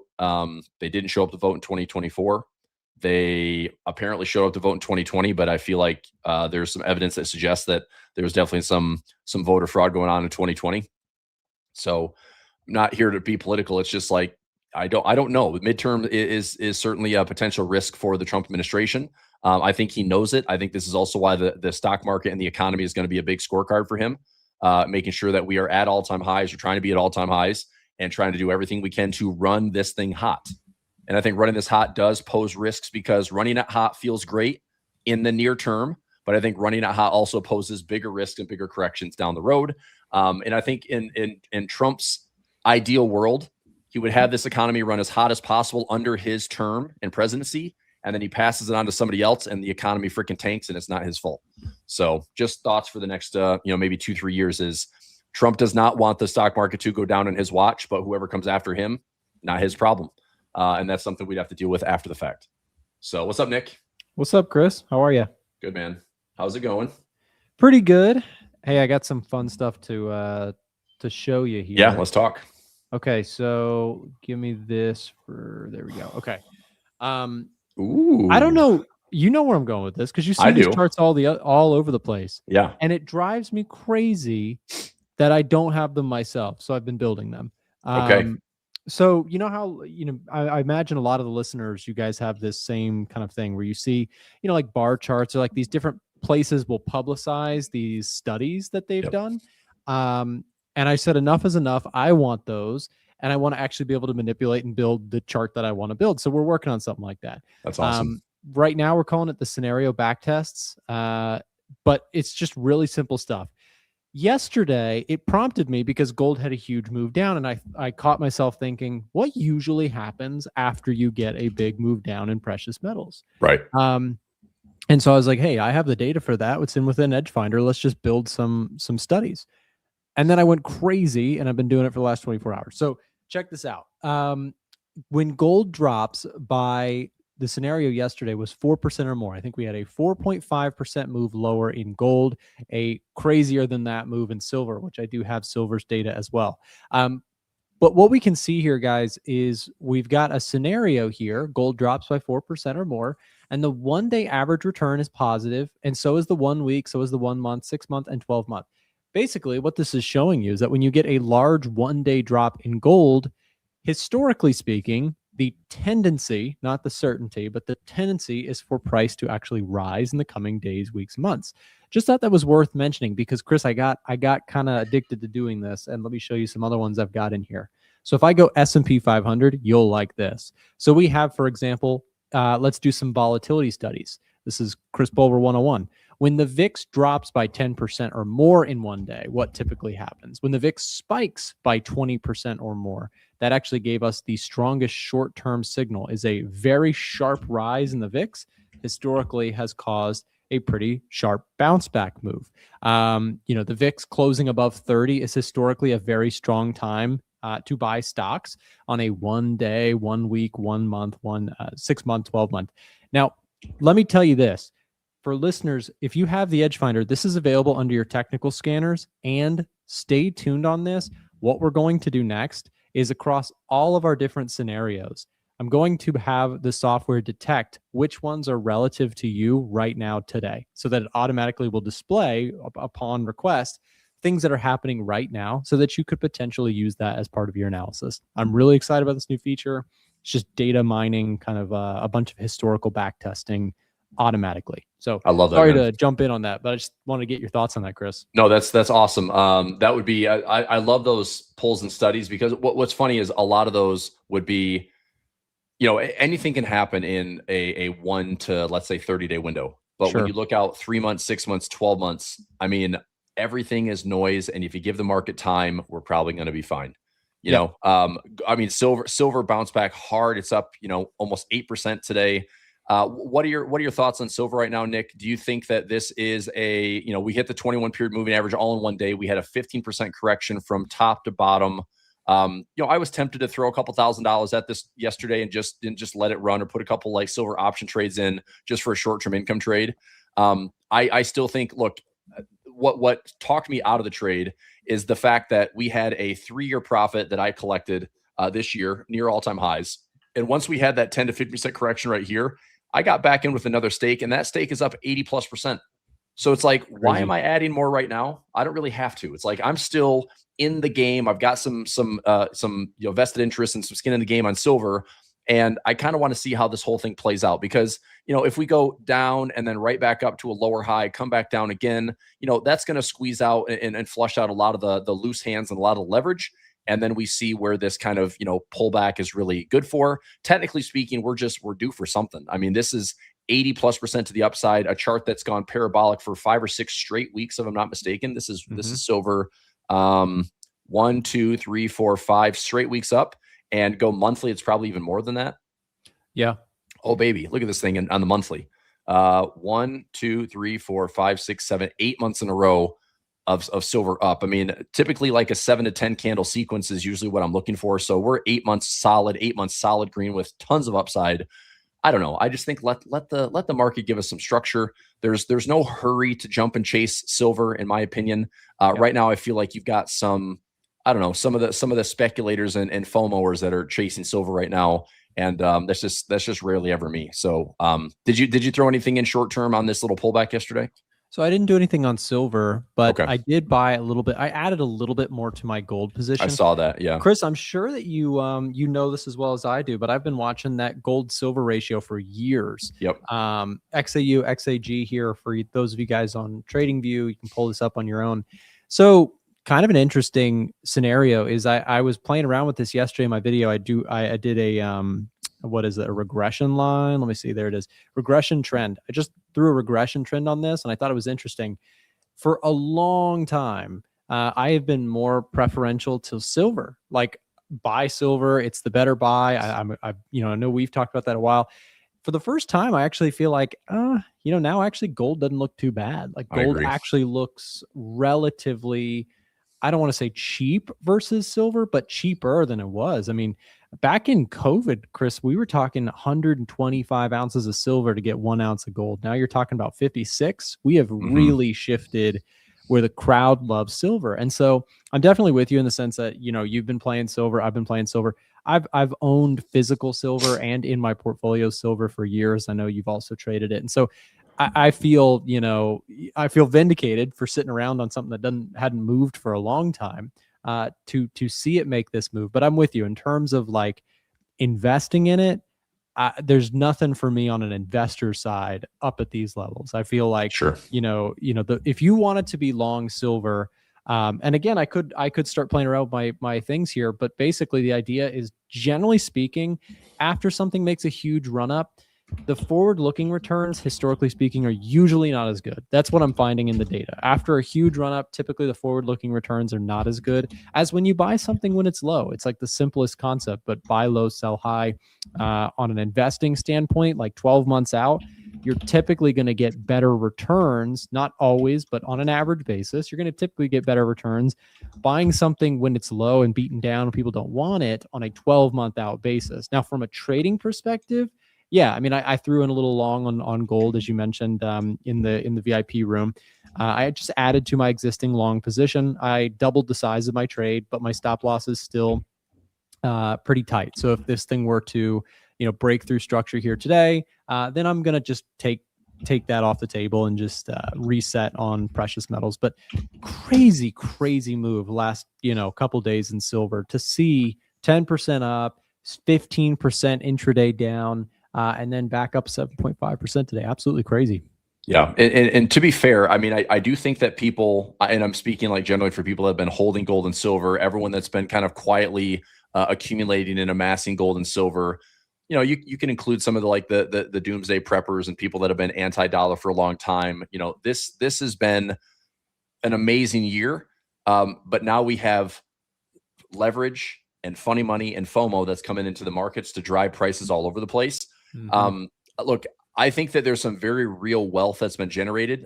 Case in point is listening to some sessions with financial advisors that have had people that have, $100,000 or $200,000 in silver that is now worth double that, triple that, quadruple that. What do they do with it? Like, some people are like, I never want to sell my silver, and some people don't know what to do. It is, I think this type of gain is really providing a huge wealth cushion for a lot of people. But just like with everything else, like if you turn, 100 grand into 500 grand or 500 grand into millions of dollars or whatever it is, it's probably best to start doing something to preserve that capital and work with that capital, as opposed to still staying all in with that same stake where you're always invested in, you need silver to just continue to climb higher. I mean, look, let's go back to the old, what was the Doge Dog millionaire guy, whatever that, I'm talking about. Yep. He took $180,000 of friends and family and credit card money essentially and turned it into like $2 or $3 million, and then went all the way back down to basically where he started. I think he's back up in the hundreds of thousands or maybe over $1 million, but probably not as much anymore. It doesn't matter. Point is, when you take, 180 grand, turned it into $2 or $3 million, he had people online, like big, like YouTube influencers that were literally like, you have this incredible story.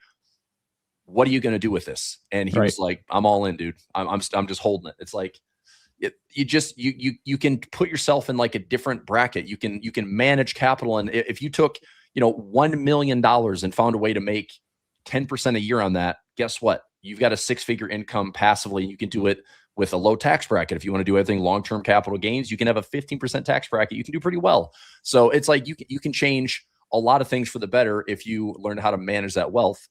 So I wonder how that kind of wealth effect is going to play out in 2026, because now you have silly money, like I said, kind of jumping in and throwing things around. It's going to get a bit more volatile. Every time we've had huge runs in silver, by the way, we have had pretty nasty kind of, if not equal, corrections. And, again, it'll shake out the leverage. It'll shake out the loose hands. You'll be left with the convicted, or the conviction traders again. I do want to ask on SILJ, you have some junior miners here that, this has been the big question, because yes, we've had a run up, but it's been underperforming spot silver. And some people have been saying, well, because miners haven't run yet, they're calling the top, while others are saying miners still have a lot of room to go, so they will continue to, grow with the spot price of silver. The nice thing is here is it's really cheap. SILJ is really cheap. It's $28. I mean, yes, we could pull back here.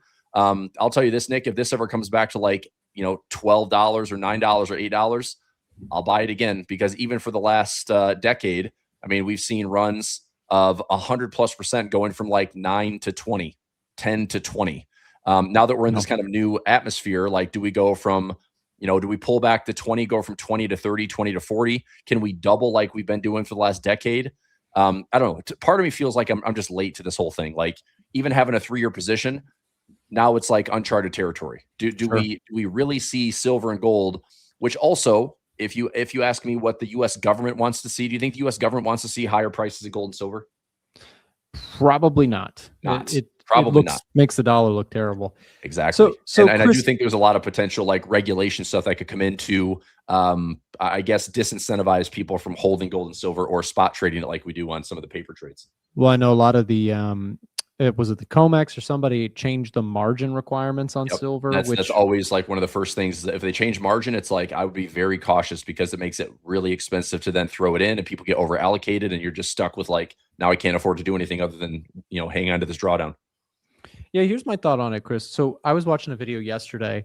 I'm a physical stacker. I don't know if anybody in the audience is a stacker themselves, but I like to stack like physical silver and some physical gold. I don't have a ton of it, but I like to have some physical precious metals. I think it's number one. I think it's cool.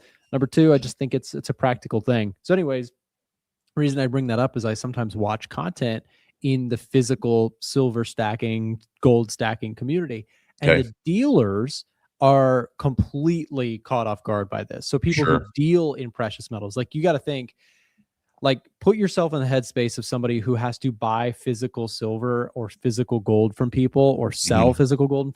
So anyways, this price move has happened so fast that the people at the dealership and wholesale buyers of precious metals, smelters, or the places where they smelt it down and stuff, the physical world of silver is sort of like confused with what to do with this. Put it this way, if you go to sell physical precious metals, they will not give you spot price for your silver or for Not even your close. gold. Yeah, they will give you, I think, somewhere in the neighborhood of $5 to $10, at least from what I understand, below the price. Now, I have gone into shops physically before, and they will pay you, $1 to $2 less. So we are seeing this premium because there is a cost of holding for dealers. Sure. They can't just liquidate it on the market because they have to physically hold on to it. There's a risk. They have a store location. There's real world costs. That's why they have premiums involved in the physical precious metals. We're talking about the paper market when we talk about this stuff on, live stream. The physical market is not sure with what to do with these prices. And so what they're doing is if you want to go sell it, you got to sell it way less than what it's actually spot priced at, because the volatility, right, Chris, you know this very well. The options market, they're saying this thing is moving 5-10% a day right now. If I take it from you, if you come in and sell me your physical silver and I pay you the full value of it, tomorrow I could be sitting on a huge loss because I just bought, $10,000, $100,000 worth of physical silver. Anyways, what that tells me without saying it is that people are looking at this with squinted eyes. They're looking at this move and they're saying, that seems pretty unsustainable. And I don't think the market really cools off on precious metals unless you stay in this range. Like if you actually start to kind of stick it out here, we go sideways for a little bit, or maybe a little down, or, but it seems like the market is poised for this kind of move, Chris, at least right now. I'm not betting on that. I'm just saying that's what it feels like. We'll see. I mean, typically what we don't see is the market have a sideways correction, something that goes up parabolic. I mean, 80% in 3 months, 4 months is typically not going to end with just a bull flag, right? Sure. Typically what's going to happen is you're going to go up 80% and you're going to pull back probably, half of that, if not all of that. And, again, like that's really ugly. And that is the biggest outlier risk of anybody that's trying to get into silver with this intention of like, silver's going to $150, silver's going to $200, gold's going to 5,000 or 10,000 an ounce. That might happen in the next 5 or 10 years. I think what everybody was surprised by this year is how quickly this trade was looking good technically, gained momentum, and just accelerated that momentum. That's what I think caught everyone off guard, was like, holy crap, gold is the best performing asset. Silver is outperforming that. And now we're talking ETFs where, you literally are seeing, JP Morgan talking about, instead of doing a 60-40 bond portfolio or a 60-40 equities bond portfolio, you're talking 60-20-20. I see some smart, 3 and 30 hedge funds out there talking about a 60-30-10 for a 60% equities, 30% gold, silver mix, and then 10% Bitcoin. Like that's very different than the traditional 60-40. Well, and if we just look really quick, I've got a 12-month chart pulled up. The reason I pulled this up is we don't have that many scenarios, guys, where we've had moves like this. So if we were to just do, you could do all the back testing you want. You really only have a couple examples in history to look at. So we could do them. The last time we had this kind of move, let's call it 100% move or greater, was in 1 year. I mean, let's call that's pretty close. 80% plus, January 2010. We proceeded to launch much further in the following year, and then we had a blow off top. So then we could go back over here in 79, right? That's where precious metals went absolutely parabolic, 370+% in the year. What happened next? Blew it off again. Launched higher by another 70%, blow off top, and a crash. So, which, by the way, look at that year, Nick. Go from that 300 set. Look at that gap to go from year end to year start. Like that's, I mean, again, we're talking what, 40 years ago. So, I mean, things are obviously a lot different than the modern market like we have now.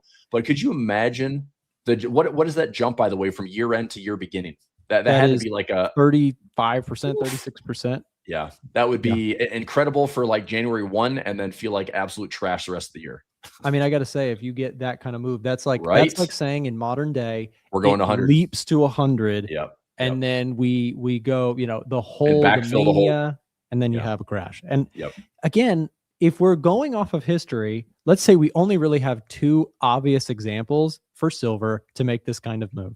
Both scenarios, you had massive surge. To your point, it didn't just sort of range bound or stay sideways. Right. It launched, it kept going. Nobody's going to be able to call the top on that. And then it absolutely tanked. We saw that happen again in 2010, 2011, where precious metals topped for multiple years, for a decade, really, decade and a half. And so I think, if we're using history as a guide, that's kind of what it's looking like. I wouldn't be surprised if we launched up to 100 in the next few months, and then maybe you see some sort of large scale selling. But that's anyone's guess exactly where the thing tops. It could top right now. It's really hard to say. And look, I think at the end of the day, if you're willing to look out 3 years, 5 years, 10 years, I think there's going to be dips and opportunity to stay long and maintain like a bullish outlook. I just don't want to be sucked into the mania that is, we're up 165%. Maybe it has another 20, 30, 40, 50% blow off top. That's great. That's exciting. But if you are left as a bag holder at the top, the pain of watching, all-time highs become a 50% drawdown.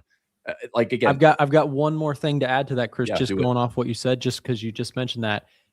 Keep going, but look at this. On my side, if we could show my screen for a second, the drawdown post, let's also, like, we may not know where the top is, but let's just talk drawdowns. Drawdown from the top, 92%. Drawdown from the top, 72%. So to your point, keep going. I mean, that's where you have, when this thing sells off, could get nasty. And probably can and will get nasty. And, if you're, the hard part is, think about what I just said as far as the allocation. I mean, these are actually, for the market cap side, these are actually pretty small markets compared to the S&P, compared to even like Nvidia and Tesla, and individual stocks in the Mag 7 trade with far more volume than what we're seeing in silver. So options has blown up exponentially. Gold and futures have blown up exponentially. Again, that's a huge driver of underlying price, but nobody's going to love these trades if they're down 60 to 70%. Right. So I'm just saying, like, I want an allocation position, but I think going, I just heard somebody, it was a financial advisor that was talking, he's like, I have conversations with people that are literally 50% silver or 50% gold, and the rest is cash. Like, or they're literally like 70%, 80% gold, silver. And it's been a blow, like just a blockbuster year where they're like, I never expected this. But like I said, is what are you going to do with that wealth? Because some people don't like to push the sell button. Some people never want to take profits on stuff like this because they think that it's just long run's going to go up. But if you put mania into this equation, that comes with a lot more volatility. And yes, it could benefit to the upside with this continuation. But you and I also look at charts and see this is not what normally plays out. And that's what I'm worried about, is like the normalcy. And like we have technical efficiencies and reversions, which every chart will have it. Every chart's going to have a reversion. And I mean, I don't care if silver's up to $150.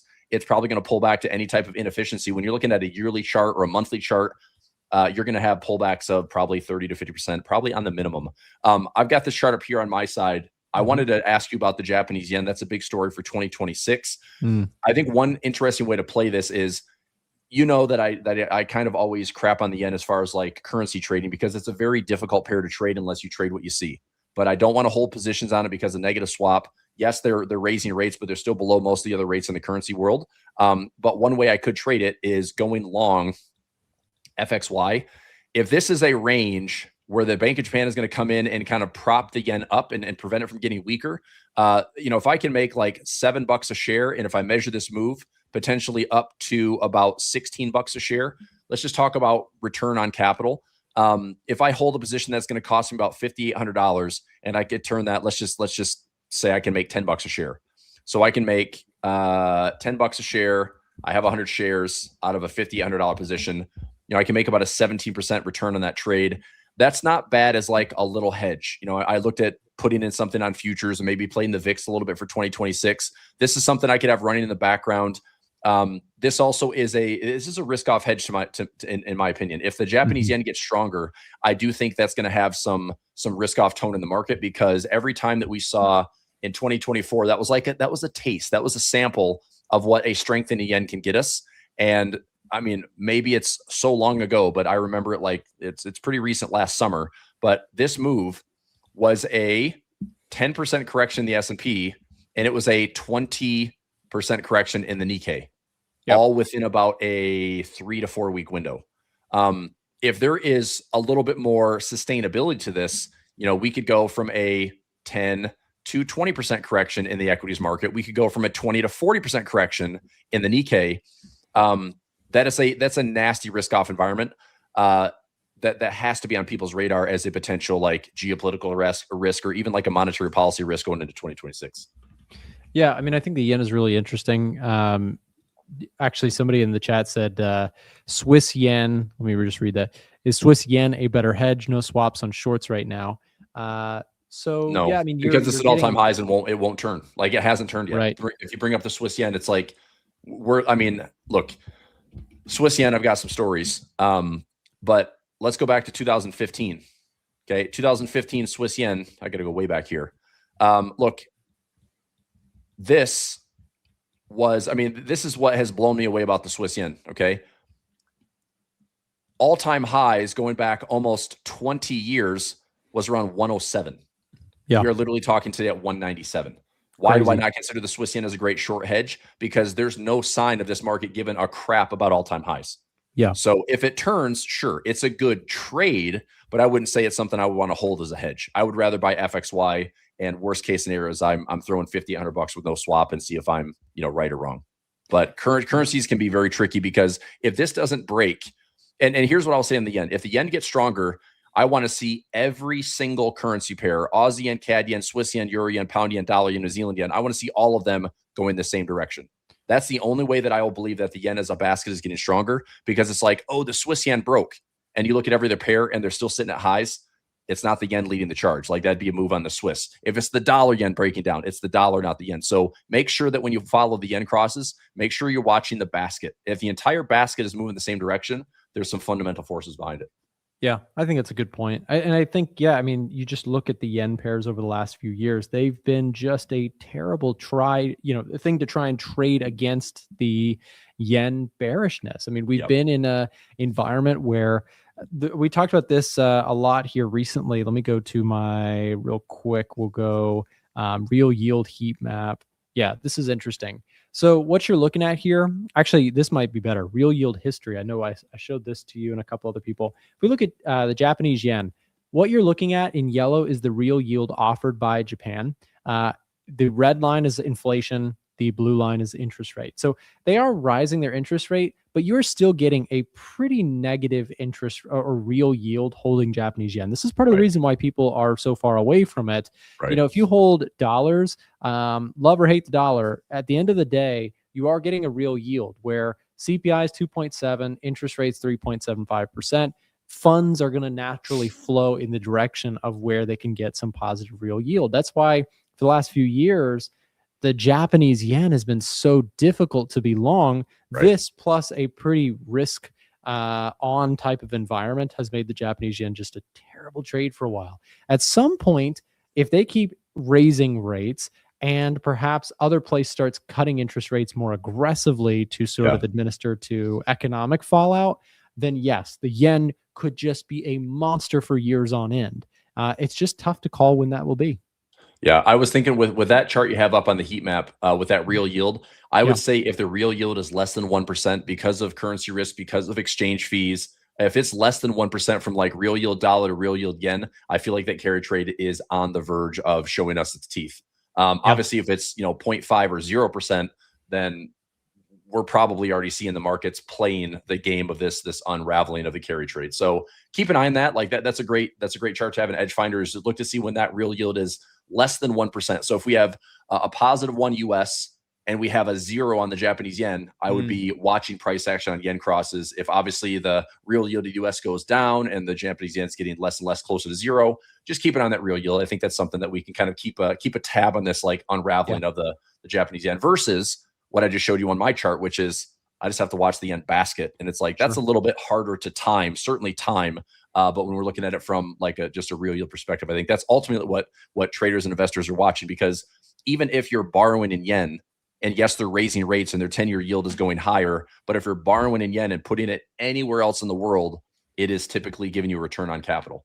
Sure. So that's why the carry trade has been so popular here the last couple of years. Yeah, and I mean that's in the long run for the currency traders. That's the biggest game in town, right? Is the real yield play is over long stretches of time. So yeah, I would totally agree with you. If that Japanese yen, if this number keeps getting higher and these other numbers start to come down, the Japanese yen could get real strong. So we do want to keep an eye on that, and I think that's part of the reason markets have been jittery here recently. And watching this, Chris, we have FOMC meeting minutes dropping here in about 4 minutes. Okay. Most likely, probably not going to be anything of significant substance, but every once in a while, you have the potential for big meeting minute shifts to take place. Do you have any thoughts in terms of indices and just general thoughts on the Fed overall as we turn the calendar year? You think the Fed's still mostly on our side going into 2026 in terms of wanting to be more on the quantitative easing side, wanting to cut interest rates? How likely do you think it is a surprise to the hawkish side next year? I think the only way they turn hawkish is having inflation rear back up. If inflation climbs back above 3%, then the narrative from the Fed is going to be a little bit more firm. I think that Trump making all these threats to Powell and saying he's going to fire him, and I saw a headline today he's going to sue him. It's like, whatever, dude. It's all a bunch of noise. Sure. But like Powell's out in May, so whoever is on the board, it's full of academics. I don't think it's going to be necessarily like a Trump stooge that's the Fed chair.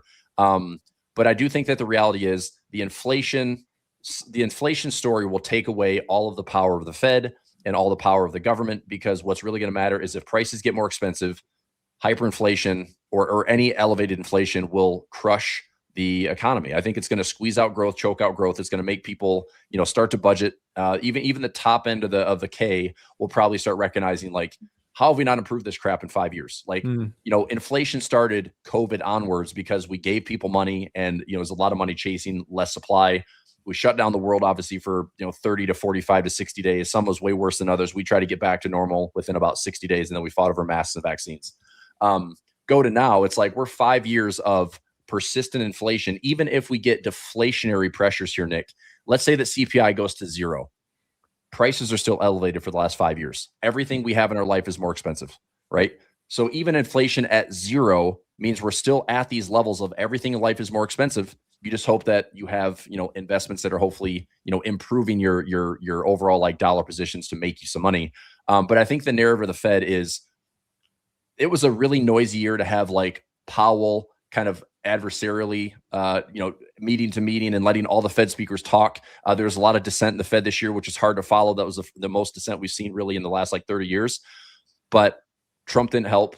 Powell like kind of stuck to his guns. But I think that ultimately inflation does matter. It's nice to see that things have been deflationary, or at least improving. Shelter's been a big component of it. If you look at if we have CPI data in Edge Finder and anything on shelter, 40% of our government printed CPI numbers are coming from shelter, and that has been improving. And so if grocery store prices are not getting worse, gas at the pump prices have been better, and shelter as a lagging indicator and one of the biggest weights of inflation is coming down, we should still see inflation numbers month after month as we get into the new year, hopefully going, sub 2.7, 2.5. Maybe we do hit the 2% target. But if we go to 3%, if we go back up to 3.3 to 3.5, it's going the wrong way. And I don't think that the rate cut is going to be the story. I think that the Fed has cut rates. We haven't seen anything change on the long end of the curve. It's only the short side. So the 2-year, the 3-month, the 6-month, but the 10-year hasn't budged. Inflation will ultimately drive the 10-year. And I think that that's going to be the story, man. It's like we can't really afford to see higher inflation, because if we do that, it takes away the power of the Fed to do anything that's not going to have, like, they're going to have to be restrictive if they want to tame inflation versus letting this market run hot. But it is a very, very like fine needle to thread, just because like the Fed wants to, kind of like politely support this market and politely support this agenda and this narrative to get like monetary and fiscal policy aligned. But if we, I hope we don't do this. I mean, I know it benefits a lot of people that need it, but if we send checks to households and it's another, $500 billion or $1 trillion, like basically dividend package or surplus package to households, how does that not equal more inflation? It's going to find its way into the markets. It's going to find a way into the economy. It's going to be a boost in the short term, but all it's going to do is drive prices higher. And it's like being penny wise and pound foolish. I just don't think you get the long-term benefits out of it, because eventually inflation will squash everything that's good about how far we run and how hot we run until it all comes to a crash. Yeah, I would agree. And, to your point about just the inflation concept, by the way, some people asking about meeting minutes, just as a reminder, we say this every time, meeting minutes are not a Fed Powell speech. There's a very big difference. Meeting minutes are just a publication of notes from a private closed door meeting amongst the Fed committee members. We will be, as the moments roll on here, we are going to be giving you guys headlines on what's going on with that. Please stay tuned. It's not a live stream where we're going to watch Jerome Powell speak. I know a lot of people are probably looking for that. It's not what this is. The Fed meeting minutes are just a private closed door notes from a meeting. Chris, if you have anything on your side, let me know. I'm going to also pull it up on my side, see if I can find. I just posted in the chat there. Most participants judge further rate cuts would likely be appropriate if inflation declined over time as expected. So to me, it's all about the path we're on right now looks pretty good to continue to, talk about rate cuts. But we just cut, remember, 1.75% from the short end of the curve. The long end hasn't done anything to improve. So even if the Fed is going to cut more and more and more on the short end, I'm telling you that the US 10-year is going to be your barometer for whether or not the bond market, the yields, the cost of everything. If you are buying a house, if you're refinancing debt, if you are anything that's related to 5 and 10-year plus financing, this is your chart. Because if this goes up, things are more expensive. This goes down, things are getting better. If you want to see a boom in the housing market, you let supply catch up and you somehow see that house prices are coming down, or that 30-year mortgages are coming down. But if we go sticky up to maybe 4.5% again, 4.8 is kind of a breaking point. We've seen the market react there a couple of times. 5%, I feel like something's going to break. I think that's a levee. That's the crack in the dam that starts to let a lot of water out. I don't think that the 10-year gets above 5% without having some major consequences. Sure. So, and we haven't improved, man. We haven't improved at all since we started cutting rates. We cut 1.75%. So we cut 1.75%, and we are actually higher in the 10-year yield. So nothing is better from that standpoint. Yep. We've got, so we're just reading off some headlines. Most participants judge further rate cuts would likely be appropriate if inflation declined over time as expected. If inflation declines, Some participants suggested that under their economic outlooks, it would likely be appropriate to leave rates unchanged for some time after a December cut. So it seems like, some push and shove here in both directions. Some people saying, let's wait for some inflation numbers to come in better than expected. Others are saying still room to cut interest rates. Not too much of a change here, just reacting to price action. NASDAQ, S&P 500, pretty unchanged. Dollar index slightly higher here.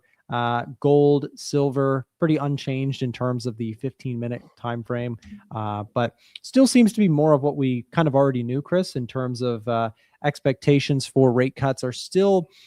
I would say that the 2026 outlook for rate cuts is the next move is probably a cut. It's just a matter of how soon are they going to feel comfortable doing it. And it's also, a question of how dovish will the next Fed chair actually be? Right. we know that the Trump administration wants to put someone in there who's going to cut interest rates. But once that person's in there, their coworkers, their peers are Fed officials, and they're not, they're loyal to Congress. They're loyal to, supposed to be loyal to the American people. They're supposed to be loyal to their fellow Fed officials. So we'll see how much impact, the Trump administration because you got to remember, Powell was put in by Trump, and once in there, he's like, hey, we have a academic, job to do here. We have to do the right thing. So, I wouldn't be surprised if any, academic professional Fed chair in the running will probably be more dovish, and may lean dovish, but still will be bound by the same lock and chain that any Fed official or Fed chair is likely to be, which is the realities of inflation and the economy and, fellow Fed officials who they need to work with, not necessarily against, right? Yeah. I also think that one thing, this is an interesting take on Jerome Powell. I think that what he did is he opened up the communication channels with the Fed. You saw more dissent. You saw way more Fed speakers going to their meetings and press conferences and fireside chats and this conference and this conference and this summit. The Fed talk was like all over the place. And why did it matter? Because it was such a big story around the political pressure that has been mounting in the Fed. The Fed is struggling to maintain this independence with, Trump basically trying to appoint who he wants. Again, what he says and does are two different things. Whether or not he really has the power to influence the Fed that much in its independence, we'll see. But the K-shaped economy, look, this political pressure is growing and mounting. The Fed does have an obligation to stabilize prices, try to do something to help the labor market, in addition to try to tame inflation. So whatever noise is coming from the administration on the fiscal policy side, look, I get that we need some inflation in order to still run the country. We can't have like disinflationary pressures and then expect to have GDP at 3 to 4% a year. It's not going to happen. So I just think that, again, man, it is such a slippery slope of, if we want to get to 3.5%, 4% inflation, look, we can have GDP at 3.5%, 4% to offset that.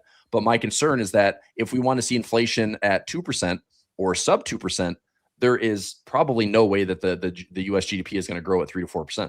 I think we're going to end up like stalling. And, look, the Trump administration wants to run the markets hot. And what is scary is the last real history lesson that we had on that was back in the 70s. It was Richard Nixon and Arthur Burns. Arthur Burns was a Fed chair at the time, and there was a lot of political pressure that was mounting. And Nixon wanted to juice the markets and make sure he was reelected. And that led into a hyperinflation phase that Paul Volcker had to come in and squash. And that was a nasty recession. We raised rates to, double digits.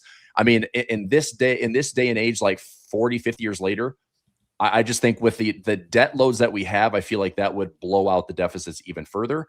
So I don't think we can really just do that. I don't think we can run this economy super, super hot. We can't run our debts up to 40, 45, $50 trillion without, again, like having the same conversation of where does this, kicking the can down the road ultimately have a reality check.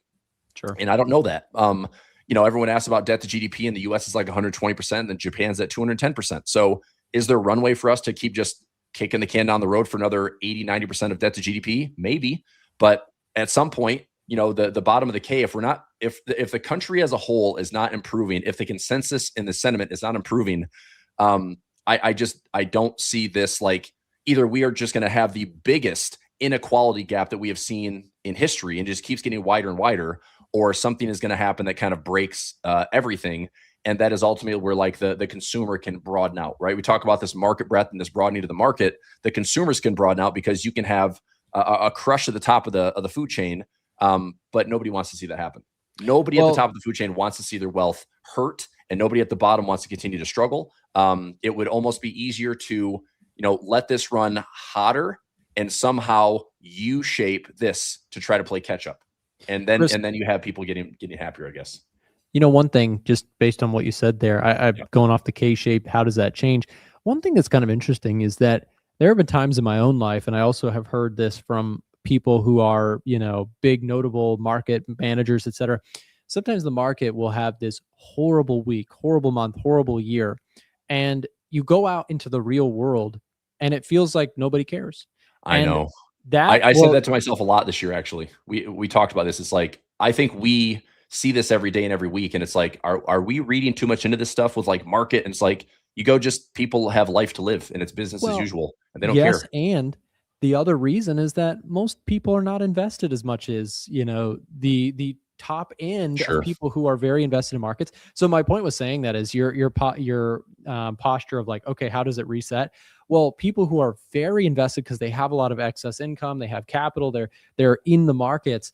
They could have a terrible week in the markets, go out to a picnic, and everyone else seems like cheery and normal because they're not benefiting or also getting destroyed by a market move. So I think that the wealth effect, it goes both ways. People who are, who have been very long the stock market and just, you're buy once every month, put a part of your paycheck, 401k, auto draft, those people, they feel great. And then they will also feel bad when the market comes down. But the people who are not doing that very much, they, when the market does drop precipitously at some point, we don't know when, but when it happens, right, they're just going to live their life as normal. So it's sort of, that's how it may reset at some point, is when you do truly have the big sell-off in stocks that lasts. Some people will feel it tremendously, and other people will be like, this didn't change, or honestly, it's great that the stock market's dropping. Maybe I can buy some stocks cheap. Maybe I can buy a house cheap. So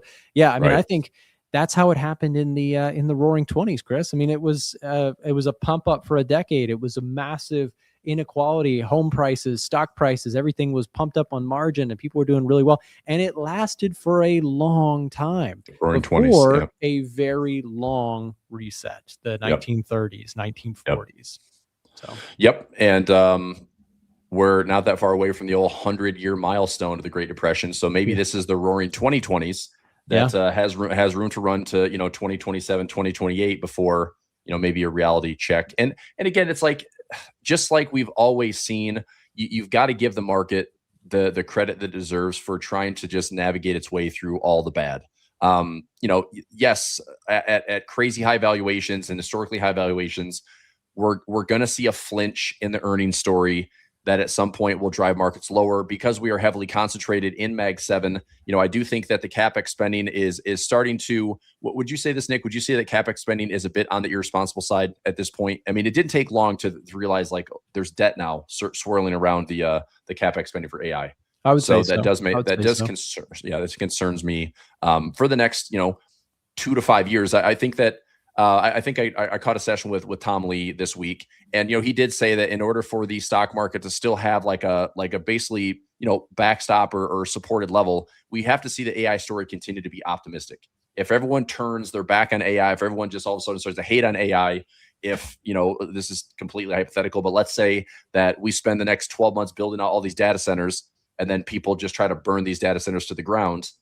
I mean, I don't know what that looks like, but when you have Sam Altman that says, I don't care if we have to raise 5 billion, 50 billion, 500 billion, I don't care. It's like, that's not really a plan, right? Sure. Like that doesn't seem like a leader that can put numbers to work and actually have a plan to how to monetize that. Instead, it's like raise, spend.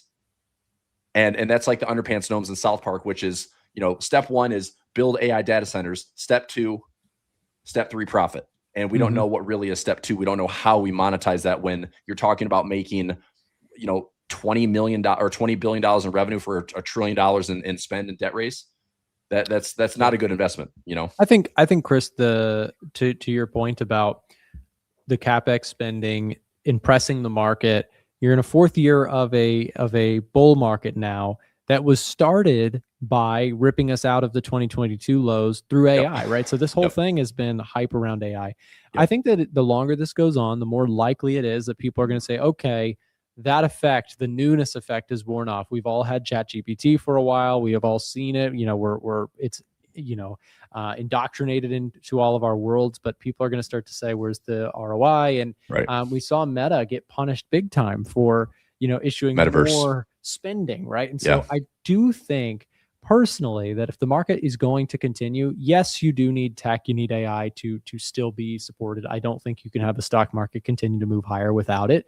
But I do actually like the idea of small caps. I mean, I know that's I've talked about this a lot, but I like the idea of maybe the RSP, the IWM, rotation, international. I think just going in and just saying the same trade is going to keep, outperforming to the same magnitude, I think it loses its effect over time. Now, again, I'm a momentum trader, so I'm going to, trend follow what's working the best. But I actually see some divergence that I haven't seen in a while, Chris. I don't know if you've kind of picked up on this, but look at like RSP, Dow Jones, IWM. These charts look better than the Qs, right? So just from a technical clean breakout perspective, here's NASDAQ, right? Kind of range bound.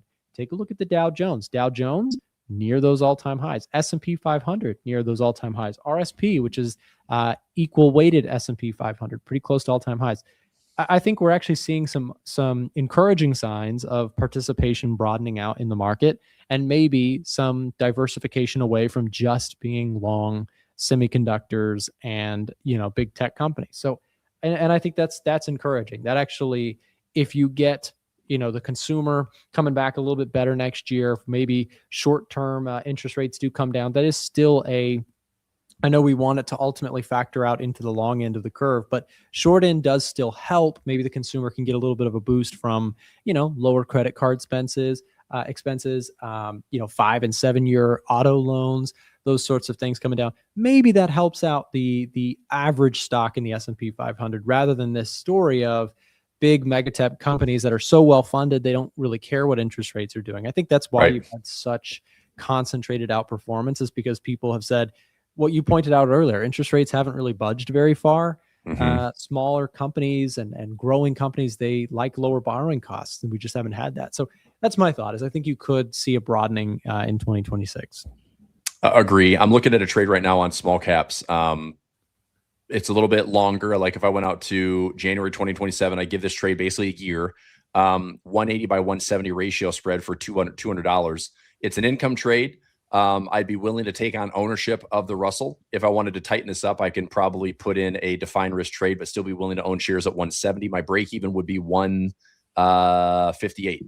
So if I get assigned 170 minus 10 minus 2, I own the Russell at 158 if I'm assigned, and that's a big if. Obviously if the Russell goes higher, no harm, no foul. But if we come all the way down and I get assigned, I'm owning this thing at 158, which is a 36% discount. If things get really bad in 2026, small caps could be down 60, 70%. If things are, the one thing with earnings is, S&P earnings at 24, 25 times earning right now in the PE. If the small cap side, which has a crazy expectation of like 59% gains on, not like the index doesn't go up 59%, but as far as like earnings growth, it is like 3 or 4 times the expectations of the S&P. Even if we come in mildly accurate, then the Russell is probably going to drift higher. We've had that large cap versus small cap for a long time. If the Russell catches up and the S&P and the NASDAQ kind of stall, the outperformance of the Russell could be really good. I've mentioned this before. I am putting in a decent position on non-US plays for 2026. I think as an allocation, I've got to have some non-US, because we could have the US, let's say, do. Where are you going, Chris? You going China, Brazil, everywhere. all of I've got Brazil, Latin America, and Europe and China are my main ones, and there's some India exposure in there too. So SCHY is a good way to do that, and then I'll just type this up. So SCHY, EWZ, and ILF. So that is Europe, China, India, and anything non-US. It's like a basket of like 200 different non-US plays. You can also trade the Mixi, like SUX, but I like the SCHY one because it's only like $29. Brazil is EWZ. Latin America is ILF. I think that, some of our closest neighbors, like, improving terms with Canada, improving terms with Mexico, trade partners in Central America and South America. Who knows, man? Like this side of the world, it's like if the U.S. wants to increase its footprint and start having, Central America, South America build data centers, and all of a sudden we have like an energy play in other parts of the world that we have a footprint in. I could see like the terms of this benefiting these countries in a big way. Europe as a whole, it's like this was the year to do it. I didn't do it because I didn't care about the pigs of Europe, which would be like Portugal, Italy, Spain, Greece. They've been up like 40, 60, even up to 80% gains in just a single country ETF. That's a great one-time play, but there was no way that I would say I'm going to keep doing that for 2026. I will say another continent would be Africa, which again, like super low valuations, and How do you China's essentially invest in fleecing it. Africa, Chris? I was talking to James in the office about this. I was like, I think it's I think they AFK. could move some manufacturing there, but I don't even know an ETF for it. It's this one, AFK. This is the one that I trade. Okay. It's Africa Index. It was up year to date like 70 or 80%. Yeah, 70% year to date. And what's crazy is this run is not even at the like the average price of earnings is like 11.5. And even with this 80% year, we're still trading under that price of earnings average. So there's still some juice left in this thing. And, I mean, look back on the chart here on the weekly, even if we are going to go up to 35, let's say that we just get back into the structure. Let's say we make a run to these highs when it first started back in 2008. Even this run right here is 26% for the year. As an index, it's like, well, that might beat the S&P. If we go up to these highs again, that's 58%. That kicks the pants out of the S&P. Here's another one for you, Chris. VNM. It's Vietnam. Oh boy. Kind of an interesting concept. This year up 60%. 66, sorry. Monster move. Part of the excitement around this, you can see it was in April. Big sell-off with all the tariff tantrum stuff. Right. But then it seemed like Vietnam 91%, actually 93% from the lows in April. That peaked in October. That was a quick run. Yeah. And which is basically the idea is like, okay, we've got a potential winner in all of the tariff uncertainty with China, with all these other countries. Vietnam seems to be kind of a U.S. favorite in some ways, at least what the chart's telling you. So maybe some manufacturing. Go to a bigger time frame. Go to a bigger time frame. That thing is like potentially just getting started. Yeah, take a look at your monthly. Yeah, I mean, so could we go from 19 to? I mean, could we go to 28? Sure. I mean, it can keep going. I mean, I'd like to see a dip or a pullback, but if there's like a bull flag base where we started at 10, ripped up to 20, we have like a $2 to $3 pullback. But if we break that $20 high, I mean, measure the move. Let me just kind of box this in. If we measure the move, let's look at some symmetry here. So let's say this is lows, and we break out and kind of double this move. Project this thing up to around $29. And even if you bought it right now at 19, here's what I would do. If I like this trade, I put in, let's say $1,000 here, $1,000 at the halfway point, and $1,000 at the bottom. I'm all in for $3,000. If my cost basis is in the middle, around $14 or so, and we get up to these highs, that is a 100% return on capital. Sure. If we just get the measured move, like I talked about, even if you put a small position like $1,000, that $1,000 is paying you $500. Like that's 52%, man. Like that type of stuff. I think in this whole idea of the U.S.